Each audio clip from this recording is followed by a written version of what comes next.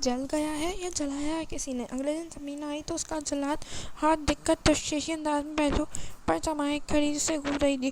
اس وقت وہ دونوں اپنے مشترکہ میں موجود تھی۔ ٹانگیں اوپر سے کسی شاندار بیک گراؤنڈ سے ٹیک لگائے نیم دراز سی بڑی تھی۔ جلایا؟ کیا کہہ رہی ہیں؟ اپنی ناسمجھی سے دیکھ کے وہ حیرت زدہ تھی۔ میثم نے تو نہیں جلایا؟ اس کے مشکوک انداز پر شاندار نے تک نظر سے بہن کا چہرہ دیکھا۔ کیا بول رہی ہیں آپ؟ میثم ایسا کیوں کر رہی ہیں؟ یہ میری اپنی غلطی سے ہوا ہے۔ اسے ناگوار گزرا تھا تو اس کی آواز میں درگفتگی آ گئی تھی۔ تم سچ کہہ رہی ہو نا؟ سبرینا نے اس کے پاس بیٹھ گئی تھی۔ جھوٹ کیوں کہوں گی؟ اور آپ کو ایسا کیوں لگا میثم ایسا کریں گے میرے ساتھ؟ اس کی سوئی وہیں اٹک گئی تھی۔ جو کچھ بھیا کے ساتھ کر سکا تھا اس کے بعد اس کی کچھ بھی توقع کر سکتی ہوں۔ وہ سر جھٹکتا اور تنفر کہہ رہی تھی۔ شانزے کو بے نام سے اداسی نے آ گھیرا۔ پتہ نہیں کیا سچ اور کیا جھوٹا بھی۔ میں پچھلے 2 ماہ سے ان کے ساتھ رہ رہی ہوں۔ مجھے تو ایک بار میں وہ ویسے نہیں لگے جیسے فرحیٰ بھابھی انہیں بتایا کرتی تھی۔ میں نے کبھی انہیں غصے ہوتے ہوئے نہیں دیکھا۔ بد زبانی تو دور کی بات، وہ تو بات بھی فالتو نہیں کرتے۔ کبھی بھی مجھے بات سے روکا نہیں۔ اگر کوئی دکھاوا بھی کر رہا ہوتا تو 24 گھنٹے تو نہیں کر سکتا۔ سبرینا نے اسے گھور کر دیکھا۔ اس کی طرف دیکھتے ہوئے الجھی ہوئی سی بول رہی تھی۔ پاگل ہو تم کو زیادہ ہی نہیں شوہر کی طرف داری کا بخار چڑھ رہا کیا؟ جو آنکھوں دیکھی مکھی نکلنے لگی ہو۔ اور تم ہی تھی نا جس نے فرحیٰ کو مارتے اپنی آنکھوں سے دیکھا تھا، پھر بھی یہ سب کہہ رہی ہو؟ اسے شانزے کے دماغی حالت پر شبہ ہوا تھا۔ غصے سے بھری وہ اسے ڈانٹ رہی تھی۔ میں کوئی طرفداری نہیں کر رہی، وہی کہہ رہی ہوں جو مجھے لگا۔ اس نے برا منہ بناتے ہوئے طنزیہ مسکرائی۔ بہت چالاک ہے، تمہیں بھی ششم اتار دیا۔ خیر تم اس کی لسان شکار تھی۔ جیسے وہ آسانی سے بیوقوف بنا کر ماضی پر لگے تمام بددماغ مٹا دینا چاہتا تھا۔ اور مبارک ہو تم کرنے میں اس کا پورا ساتھ دے رہی ہو۔ شانزے کا دل ایک دم سے ہرشا سا چاڑ ہو گیا۔ اسے مزید اس بارے میں کچھ نہیں سنا۔ آپ پلیز کیا ہم کوئی اور بات کر سکتے ہیں؟ میرے سر میں پہلے ہی بہت درد ہے، وہ بدی سے بولی تھی۔ تبھی نظر دروازے کے فریم پر نظرت میثم پر پڑی تھی۔ اس کی رنگت میں گھلتا تغیر اتنا واضح تھا کہ سامنے بیٹھی سبرینا بھی چونکنے بنا نہ رہ سکی۔ آپ کا بھائی اپنی جگہ سے اٹھتی ہوئی اس کے ہونٹوں پر زبان پھیر گئی۔ دل کا شور حد سے سوا تھا، کوئی چور ہی پکڑی گئی ہو۔ اور اگر اس نے سن لیا ہو تو؟ سبرینا نے اس کی نظر مڑ کر اسے دیکھا، لیکن اب وہ ناگوار سے چہرہ رخ پھیر گئی تھی۔ ابھی آیا ہوں، کوئی بھی نظر نہیں آ رہا تو یہاں دیکھنے چلا آیا۔ سنجیدہ مگر نارمل سا انداز تھا، چہرے کے تاثرات بھی ٹھیک تھے، معلوم ہوتا تھا۔ شانزے نے سکون سانس خارج کیا۔ ماما ابو کے ساتھ پڑوس میں گئی ہوئی ہیں تھوڑی دیر پہلے۔ ساتھ والی آنٹی کی بہن کی ڈیتھ ہو گئی ہے تو تعزیت کے لیے گئی تھے۔ اسے تفصیل سے جواب دلاتا وہاں سے ہٹ گیا۔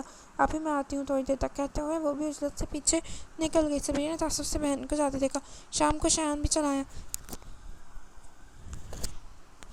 سائمہ نے اسے کھانے پر روک لیا تھا۔ شانزے کے ہاتھ کی وجہ سے سائمہ اسے کام بھی نہیں کرنے دے رہی تھی۔ ایسے میں سبرینا ہی ان کے ساتھ لگی ہوئی تھی۔ شانزے وہیں کرسی پر بیٹھی باتیں کر رہی تھی۔ باہر لاؤنج میں مرد حضرات بیٹھے ہوئے تھے، چائے بننے پر بھی وہی باہر دینے آئی تھی۔ محمود افندی کہیں دکھائی نہیں دیتے تھے۔ میثم اور شایان وہیں بیٹھے ہوئے تھے اور شانزے نے انہیں شاید پہلی بار یوں ایک ساتھ اتنی دیر تک بیٹھے دیکھا تھا۔ میثم سبرینا سے بات نہیں کرتا تھا، مگر شایان سے وہ کافی خوش اخلاق سے بات کر رہا تھا۔ نک چڑھا سا شایان بھی اچھے سے موڈ میں نظر آتا تھا، ورنہ اس کی طبیعت بھی موڈ پن بہت زیادہ تھا۔ اپنی سسرال بھی وہ کم ہی آتا تھا۔ زیادہ تر سبرینا کو صبح آفس جاتا ڈراپ کرتا اور پھر باہر ہی کرتا تھا۔ واپسی پر کبھی کبھار وہ اسے لینے آ جاتا تھا، ورنہ زیادہ تر وہ خود ٹیکسی سے جاتی تھی۔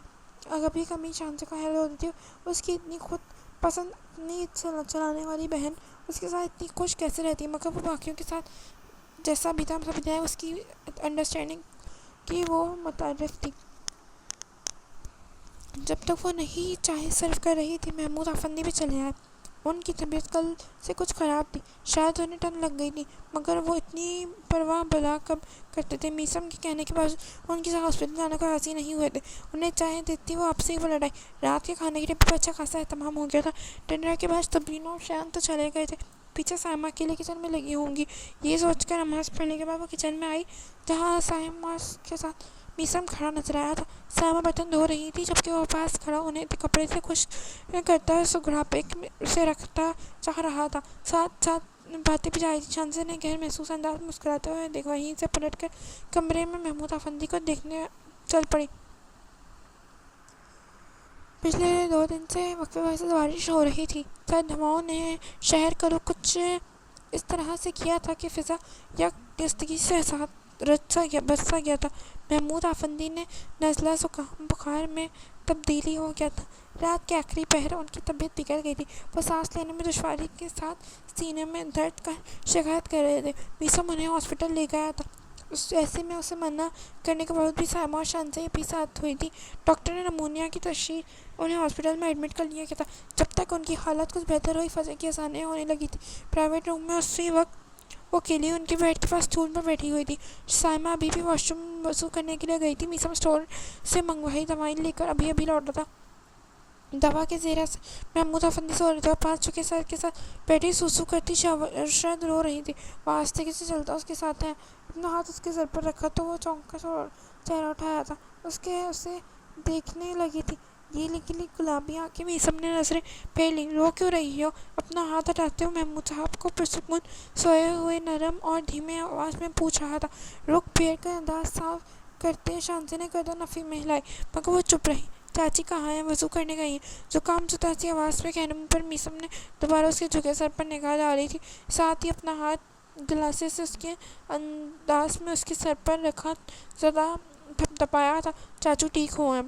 ڈاکٹر کا کہنا ہے بہتر ہوگا اگر 2-3 دن کے لیے انہیں ہاسپٹلائز کر دیا جائے۔ چاچی نماز پڑھ لیں تو پھر تمہیں ان کے ساتھ گھر ڈراپ آؤں گا۔ میثم اب پیچھے دیوار کے ساتھ لگے صوفے کی جانب بڑھ گیا تھا۔ واش روم کے دروازے سے کھلا تھا اور سائمہ باہر آئی تھی۔ میں نماز پڑھ کر آتی ہوں۔ ایک نظر شوہر کو دیکھ کر باری باری ان دونوں کو دیکھتے ہوئے کمرے سے باہر نکل آئی۔ نرس کی بتائی نظر نماز کاشت کی تلاش میں آگے کی جانب بڑھ گئی تھی۔ اور جب وہ پتہ رہنا ہے ضدی بھرا اصرار کرتے ہوئے گردن موڑ کر اسے دیکھا تھا۔ ضرورت نہیں ہے شانزے، میں ہوں یہاں، تم چاچی کے ساتھ گھر جا رہی ہو۔ براؤن کھدر کی شلوار قمیض پر جرسی پہنے پیچھے کی جانب ٹیک لگائے وہ تھکن زدہ سا لگتا تھا۔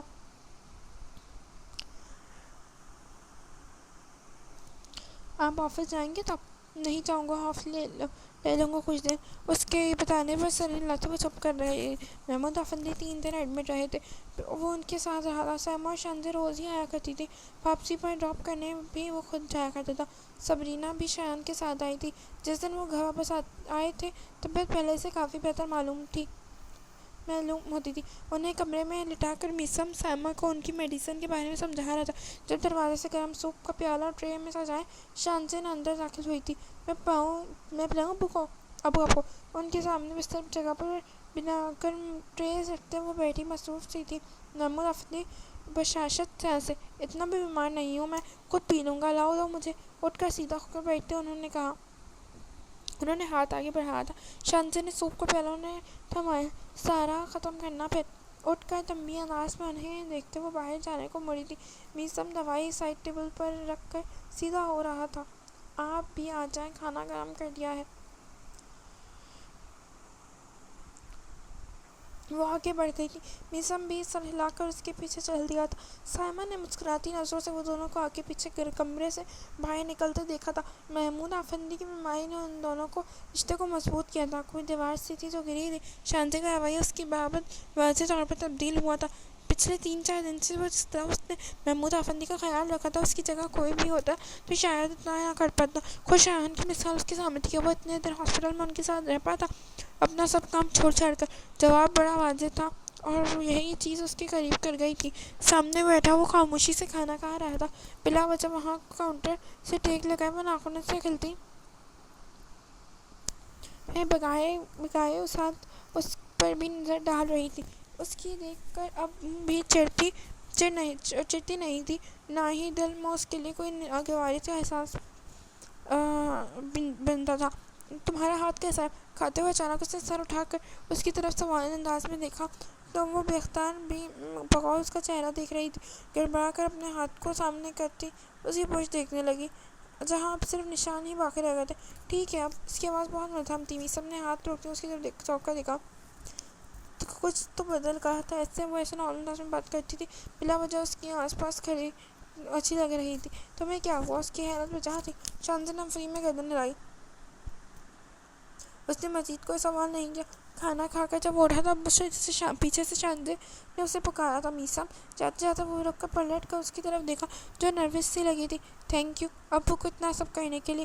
پچھلے کچھ ماہ ہر وقت اس سے لڑنے جھگڑنے فرنٹ لائن پر اس کے خلاف محاذ آرائی کرنے والی شانزے کو یہ کہتے ہوئے دقت ہوئی تھی، مگر اس کا دل بڑا صاف تھا جو محسوس کرتی تھی اس کا اظہار بھی کر چکی دیا تھی۔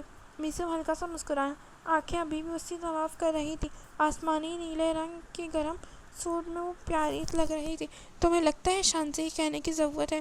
ذرا دیر کا رکا شانزے اسی کو دیکھ رہی تھی۔ وہ صرف تمہارے ابو نہیں ہیں، میرے چاچو بھی ہیں۔ ان کی محبت و اپنائیت میرے لیے کیا ہے اور وہ خود میرے لیے کیا معنی رکھتے ہیں تم نہیں جان سکتی۔ ہوتا ہے نا کوئی ایک ایسا جو آپ کے برے حالات میں بھی آپ کے صحیح یا غلط ہونے کی پرواہ کیے بنا بس آپ کی فکر کرے، آپ کی پرواہ کرے۔ چاچو میرے لیے وہی ایک شخص ہیں جن کی محبت کا بدلہ میں کسی صورت میں نہیں چکا سکتا، جنہوں نے میرے مشکل سے مشکل حالات میں بھی میرا ساتھ دیا، بس میرا احساس کیا، صحیح اور غلط کے پیمانے میں ان کو ایک سائڈ پر رکھ کر۔ اگر تم بھی اس زندگی میں نہ بھی ہوتی تو بھی میرے لیے وہ اتنے ہی اہم ہوتے۔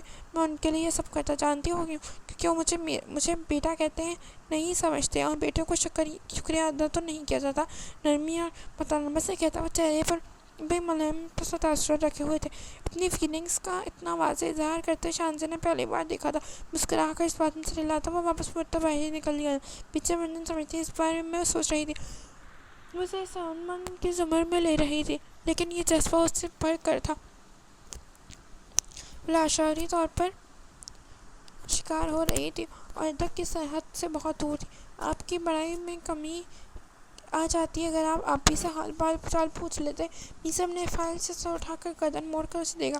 وہ دروازے کے پاس کھڑی بغیر تیور لیے کھڑی تھی۔ ابھی کچھ دیر پہلے وہ نیچے سے تھا، سویرینا کے آنے پر وہاں سے اٹھتا اوپر آ گیا تھا۔ شانزے کی وہ یہ بات چبھی تھی۔ کچھ دیر بعد وہ کمرے میں کھڑی اس سے خفگی سے جتا رہی تھی۔ میں نے نہیں پوچھا تھا تمہاری آپی نے کون سی زحمت کر دی؟ رخ اس کی طرف دیکھ کر وہ اپنے پیچھے کی جانب ٹیک لگائے بازو سینے سے منہ پر لپٹ چکا تھا۔ آپ بڑے ہیں، بڑوں کو پہل کرنی چاہیے۔ وہ بزد تھی۔ میسم نے سر کو ذرا سا جھٹکا تھا، جیسے میرے بڑے ہونے سے تو بڑا لحاظ ہے نا تمہاری آپی کو۔ شانزے کی تیوری چڑھی تھی، پہلو پر ایک ہاتھ جمائے وہ چلتی ہوئی اس کے قریب آ کر یہ کیا تمہاری آپی لگا رکھی ہے؟ آپ کی کچھ بھی نہیں لگتی کیا انہیں؟ ہاں بالکل لگتی ہے، میرے چاچو کی دختر نیک ہے، مگر صرف نام کی ہی نیک ہے۔ اس کا انداز کچھ طنزیہ تھا۔ شانزے منہ کھولے اسے دیکھنے لگی۔ ایسا تو مت کہیں اب آپ، وہ آپی ہے، وہ میری ناراض ہوئی تھی۔ وہ تمہاری آپی ہے تو کیا ہوا؟ پڑوس والی کا شوہر تو میں کیا ہوں؟ پڑوس والی کا شوہر؟ وہ بظاہر بہت پرسکون سا دیکھ رہا تھا، مگر آواز میں گلا سا بولنے لگا، سیریل قسم کے شوہر بن کر بھی آپ کی حسرتیں پوری نہیں ہوئی۔ وہ دو کو کنارے لگا چکے تھے، تیسرے کے ہوتے ہوئے بھی ابھی پڑوس والے شوہر بننے کے ارمان باقی ہیں۔ وہ سرخ پڑتے چہرے کے ساتھ دبی سے چیخی تھی۔ میسم نے بے آرام ہوتے ذرا سا پہلو بدلا۔ دیکھو تم بار بار میری شادیوں کے تانے مت دیا کرو۔ اب نصیب میں یہ 3 شادیاں ہونا لگی تو میں کیا کرتا؟ حسیس سا ہوتا ہے، اس نے شانے اچکا گیا۔ ہاں جی بالکل اتنے ہی، کوئی عام مظلوم ترین آدمی۔ آپ تو ہاتھوں کی لکیروں سے ہی شادیوں کے بھرمار لکھی ہوئی تھی۔ آگے ہو کر جھکتے ہوئے اس کا ہاتھ پکڑ کر شہزادہ دل کے سامنے کی، پھر بغور اس کا ہاتھ دیکھتی وہ تب کر رہ گئی۔ میسم اس کے جلے بھرے لہجے میں وہ اپنی امٹتی آتی ہنسی کو دباتا تھوڑا آگے کو اپنا سا چہرہ اس کے خفا سے غصے کی لالی لیے چہرے کے قریب لے کر گیا تھا، پھر ان کے اشارے سے اپنی بددلی کی جانب متوجہ کیا گیا۔ بد نصیب کا لکھا کون مٹا سکتا ہے؟ ابھی کچھ دنوں سے میرے ہاتھ میں ایک نئی لکیر بن رہی ہے، یہ دیکھو کہ 4تھی شادی کو نہ ہو۔ چہرے سنجیدہ لے وہ سوچ انداز میں کہہ رہا تھا۔ شانزے جو بڑی زبردست یہ دل دیکھتی تھی، اس کی دوسرے ہاتھ کی انگلی کو نشان دہی لے جانے کے لیے انی سے لکیر پر غور کر رہی تھی کو جھٹکا لگا تھا، اور اگلے ہی لمحے آنکھوں میں شرارے لپکے تھے۔ مطلب بھیج کر سیدھی ہوتی اسے کینہ تو نظروں سے دیکھ رہی تھی، جو واپس پیچھے کی جانب کسی سے ٹیک لگا چکا تھا۔ اللہ کی قسم میسم، اگر یہ 4تھی کی لکیر ہوئی نہ تو تنے ہوئے نقوش کے ساتھ اسے سمجھ نہیں آ رہی تھی وہ اپنا غصہ اس پر ظاہر کیسے کرے، تو میثم نے متبسم انداز سے اس سانے جیسا تھا شانے نے ذرا سا جھک کر اس کا وہی ہاتھ اپنے ہاتھ میں لیتے تھوڑا اوپر کی جانب اٹھایا تھا، تو پھر میں مشرقی بیویوں کی طرح رونے دھونے پر اتفاق نہیں کروں گی، یہ ہاتھ ہی کاٹ دوں گی، نہ رہے گا ہاتھ، نہ ہوگی چوتھی شادی کی لکیر، پھر کٹے ہاتھ کے ساتھ سر پیٹتے رہیے گا۔ اس کا ہاتھ جھٹکے سے چھوڑ کر وہ تنفن کرتی چلی گئی۔ مسم کا کیا دیکھ سکتا تھا، اس نے مڑ کر چپٹی نظروں سے ہنس رہا تھا، ایک خوبصورت ہنسی شانزے کے دل اسی ہنسی کی بنور کہیں الجھ کر رہ گیا، تو وہ اسے صرف تنگ کر رہا تھا۔ ویسے کبھی زیادہ ہی کچھ فہمیاں پال رکھی ہیں آپ نے، یہ میرے ابو ہی تھے جو آپ کی محبت میں اندھے ہو کر آپ سفید ہوتے بالوں کی پرواہ ابھی کی اور لے کر بیٹی بیاہ دی آپ کے ساتھ، ورنہ بڑھاپے کی دہلیز پر تو آپ کھڑے ہیں ان کسی کے اپنی بیٹی دینی ہے اب آپ کو۔ وہیں کھڑے کھڑے اس نے دو ہاتھ کرتے مسکرا کر چلانے والے انداز میں کہا تھا۔ میثم نے اپنی ہنسی کو بریک لگی تھی اور شانزے نے دل میں دیر و سکون لیے باہر رہا لی۔ بڑھاپے کی دہلیز، یہ تانے اس نے اسے دوسری بار دیا تھا۔ میثم نے دروازے کی جانب دیکھ کر خفگی سے گھورا جہاں ابھی اس کے سر لہراتا سب اوجھل ہوا تھا۔ 35 سال کی عمر میں کون بوڑھا ہو جاتا ہے، پاگل عورت نہ ہو تو۔ بڑبڑاتے ہوئے وہ اس کے آگے کی طرف ہوتے فائل کھول کر اس کے سر جھٹکتے انداز نہان کی جانب مبذول کرنے کی کوشش کی تھی۔ نیند میں اپنے کھال پر کوئی چیز سرسراتی سی محسوس کرتے اس کی آنکھ کھلتی، اس نے اپنے چہرے پر ہاتھ مارا تھا، ہاتھ کے گرد اس کی نرم اور ملائم انگلیاں آئی تھیں۔ میثم نے آنکھیں پوری طرح کھول کر خود کو تھوڑے فاصلے پر اپنی طرف کروٹ لیے سوئی شانزے کو دیکھا جس کا ہاتھ نیند میں اس کے چہرے کو چھو گیا تھا۔ ایسا پہلی بار نہیں ہوا تھا۔ سوتے ہوئے ہاتھ چلانے کی عادت اپنے بنائی کشنز کے بارڈر اس کا ہاتھ کئی بار اس کے علاقے میں آیا تھا، ہر بار عزت طریقے سے اپنے چلے بغیر ہی واپس اس کے علاقے میں چھوڑ آتا تھا، مگر آج تو اس کا یہ کوئی ارادہ معلوم نہیں ہوتا تھا۔ نہ تو میثم نے اس کا ہاتھ اپنے گال پر سے ہٹایا تھا اور نہ ہی اپنے ہاتھ کی گرفت اسے آزاد کی تھی۔ اس کا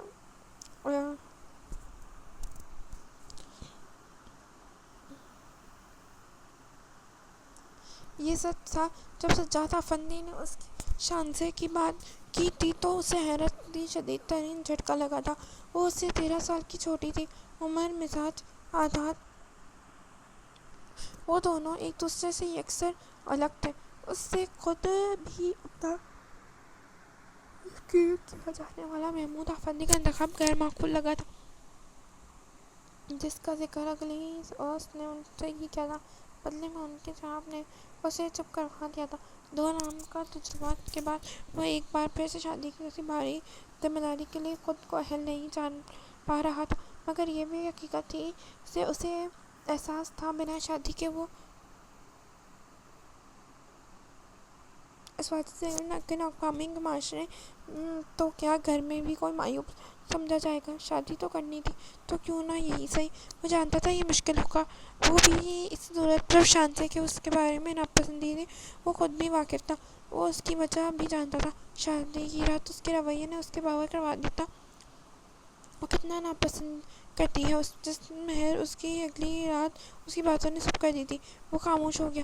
ویسے بھی اس رشتے سے اور کچھ خاص کر شادی قبول کرنے کے لیے اسے خود وقت درکار تھا۔ شانزے بھی غلط نہیں تھی، اس کے ماضی کو مد نظر رکھتے اس کا رویہ میثم کے ساتھ کوئی ایسا غیر معقول بھی نہیں تھا۔ میثم نے اس کی طرف سے چپ ساتھ لی تھی، اسے اپنے رشتے کی قسم کسی کا بوجھ شانزے پر نہیں ڈالا تھا۔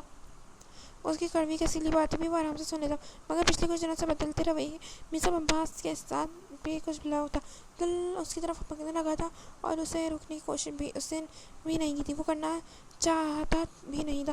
پرشوق نظر سے نیم اندھیرے میں غیر نقوش دیکھتے اس یہ ہاتھ بڑھا کر چہرے پر آئے بال پیچھے کیے تھے۔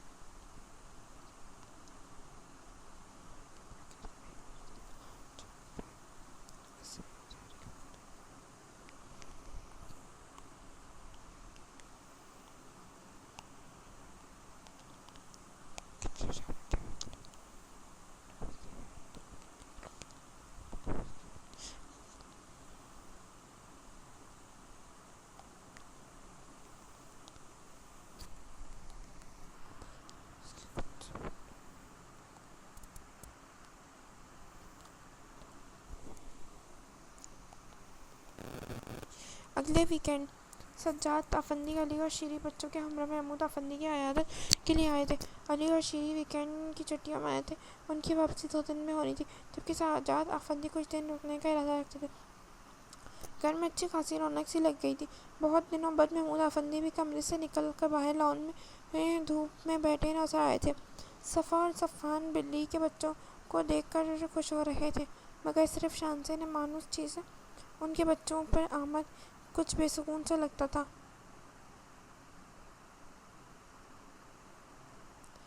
اس کے لیے ان کے قریب آنے پر پلانٹس کے پیچھے تو کبھی پورچ میں چھپتا پھر رہا تھا۔ میثم اور شانزے کو ایک ساتھ دیکھ کر سجاد افندی کے دل میں دیر سکون ڈھلتا چلا گیا تھا، اور دل کو کتنے لاحق خدشات دم توڑنے لگے تھے۔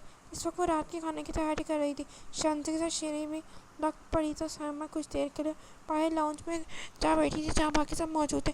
اور جیٹھانی جی، کیا پروگریس ہوئی آپ کی طرف سے؟ شیری نے شرارت بھرے انداز میں سوال پر شانزے ہنسے۔ کیا شیری بھابی، اتنی بھاری بھرکم الفاظ تو استعمال نہ کریں میرے لیے، میں شانزے ہی تھی۔ سنک میں رکھے برتن دھو کر اس اسٹینڈ پر رکھ رہی تھی۔ شیری نے مسکراتے ہوئے سلاد بناتے اس سے کی جانب دیکھا۔ بھئی میں نے تو سوچا یہ نہ کہوں کہ رشتہ کا لحاظ نہیں کیا، عمر میں چھوٹی سے رشتے میں بڑی ہو گئی ہوں اب آپ۔ آخر پلیٹ ٹھکانے لگاتے ہوئے وہ ہاتھ خشک کرتی اس کے پاس ہی ٹیبل کے گرد بیٹھ کر میکرونیز میں ڈالنے کے لیے بوائل کیے انڈوں کے چھلکے اتارنے لگی تھی۔ معاف کر دیں مجھے اس لحاظ سے، اس سر کو جھٹک کر منہ بنا کر کہا گیا۔ چلو معاف کیا لڑکی، کیا یاد کرو گی؟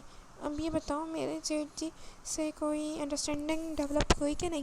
رازداری سے اس کی طرف جھک کر پوچھا گیا تھا۔ شانزے نے منتظر انداز میں اسے گھورا۔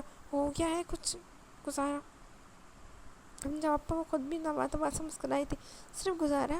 شیری آنکھیں پھیلائے پھر تعصب سے سر کو چنچل دی تھی۔ بہت کوئی سست لڑکی ہو شانزے، لوگ 3-4 ماہ کون سے سنگ میل عبور کر جاتے ہیں اور تم یہاں صرف گزارا کر رہی ہو؟ وہ اسے ملامت کر رہی تھی۔ مثال کے طور پر شادی کی بات پر ایک ہی مثال ہوتی ہے بیٹا جی، اور عرف عام میں اسے خوشخبری کہتے ہیں۔ شیری کے ہنس کر کہتے ہوئے شانزے کے ہاتھ تھم سے گئے۔ اس کا چہرہ ذرا سا برابر شرم سے متعصب ہوا۔ اگلے ہی لمحے آنکھوں میں کوئی سخت تاثر جگا تھا۔ شیری نے اس کی مسکراہٹ معدوم ہوئی تھی۔ کیا ہوا تمہیں بیٹا کا کہنا؟ اگلے ہی لمحے وہ خوب صدا سے کہہ رہی تھی۔ شانزے نے کھوئی ہوئی نظر سے دیکھا۔ اگلے ہی لمحے وہ خود سنبھالتی ہوئی وہ بے دلی سے مسکرائی۔ ارے نہیں بھابی، برا نہیں لگا، بس ایسے ہی۔ وہ اس کے ہاتھ پر اپنا ہاتھ رکھے بشارت سے لچ میں کہتی۔ شیری کو یوں شرمندہ ہونا اس سے برا لگ رہا تھا۔ یہ تو خدائی کا کام ہے، جب اللہ کو منظور ہو۔ ہاتھ واپس لیتے ہوئے پھر سے اپنے کام میں لگ گئی۔ بالکل انشاءاللہ۔ شیری کی شرمساری ظاہر ہوئی تھی۔ شانزے مسکرا دی۔ تبھی وہاں صفا آ گئی تھی اور موضوع گفتگو بدل گیا۔ شانزے نے سکون سانس لیا تھا، مگر دل میں اندر کہیں بت سا گیا۔ رات سونے کے پہلے تک وہ اس کا رویہ میثم سے کھچا سا رہا۔ بات پہلے کی ہوتی تو شاید وہ محسوس نہیں کرتا، مگر پچھلے کچھ دنوں سے وہ جس قدر نارمل تھی میں اس کے ساتھ بیہیو کر رہی تھی،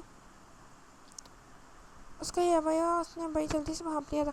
تمہیں کیا ہوا ہے؟ رات کو سونے کے لیے لیٹے وہ پوچھتی۔ میرا نہیں رسا، مجھے کیا ہونا؟ لٹ مار لہجے میں اس پہلے سوال کیا گیا۔ وہی تو پوچھ رہا ہوں، اس کا ہاتھ اپنے ہاتھ میں لیے وہ نرمی سے پوچھ رہا تھا۔ شانزے نے نظر بھر کر اس کا چہرہ دیکھا، پھر اپنا ہاتھ غیر محسوس انداز میں اس کی جانب سے نکالتے ہوئے سامنے بھی چرا لی، نظریں بھی چرا لی۔ تھک گئی ہو شاید، اداسی سے کہتے ہوئے کمر بدل گئی۔ میثم نے اس کا تھکاوٹ کا احساس اسے مزید نہیں چھیڑا تھا، مگر ذہن تھا جو بار بار الارم دے رہا تھا۔ سب ٹھیک ہونے کے باوجود بھی کچھ ٹھیک نہیں ہے، اور وہی کچھ اس کی سمجھ میں نہیں آ رہا تھا۔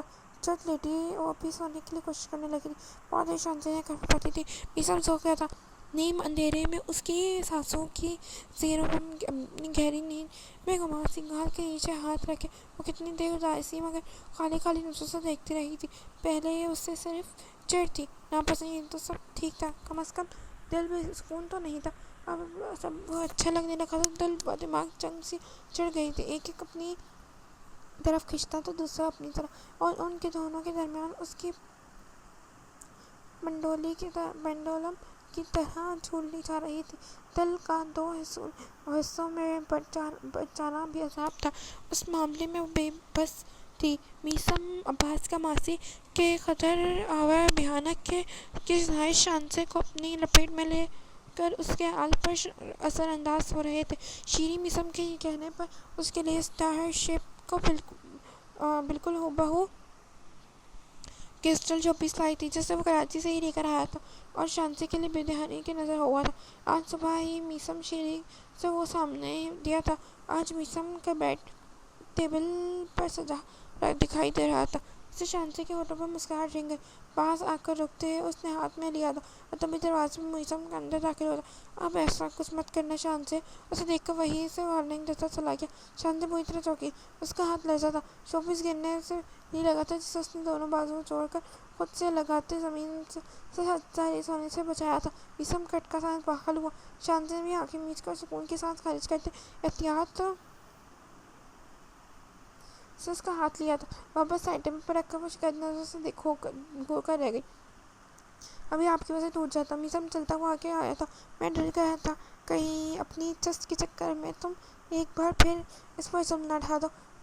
شیریں بتا رہی تھی بڑی مشکل سے ملا ہے۔ وہ مسکرا کر اسے چھیڑ رہا تھا۔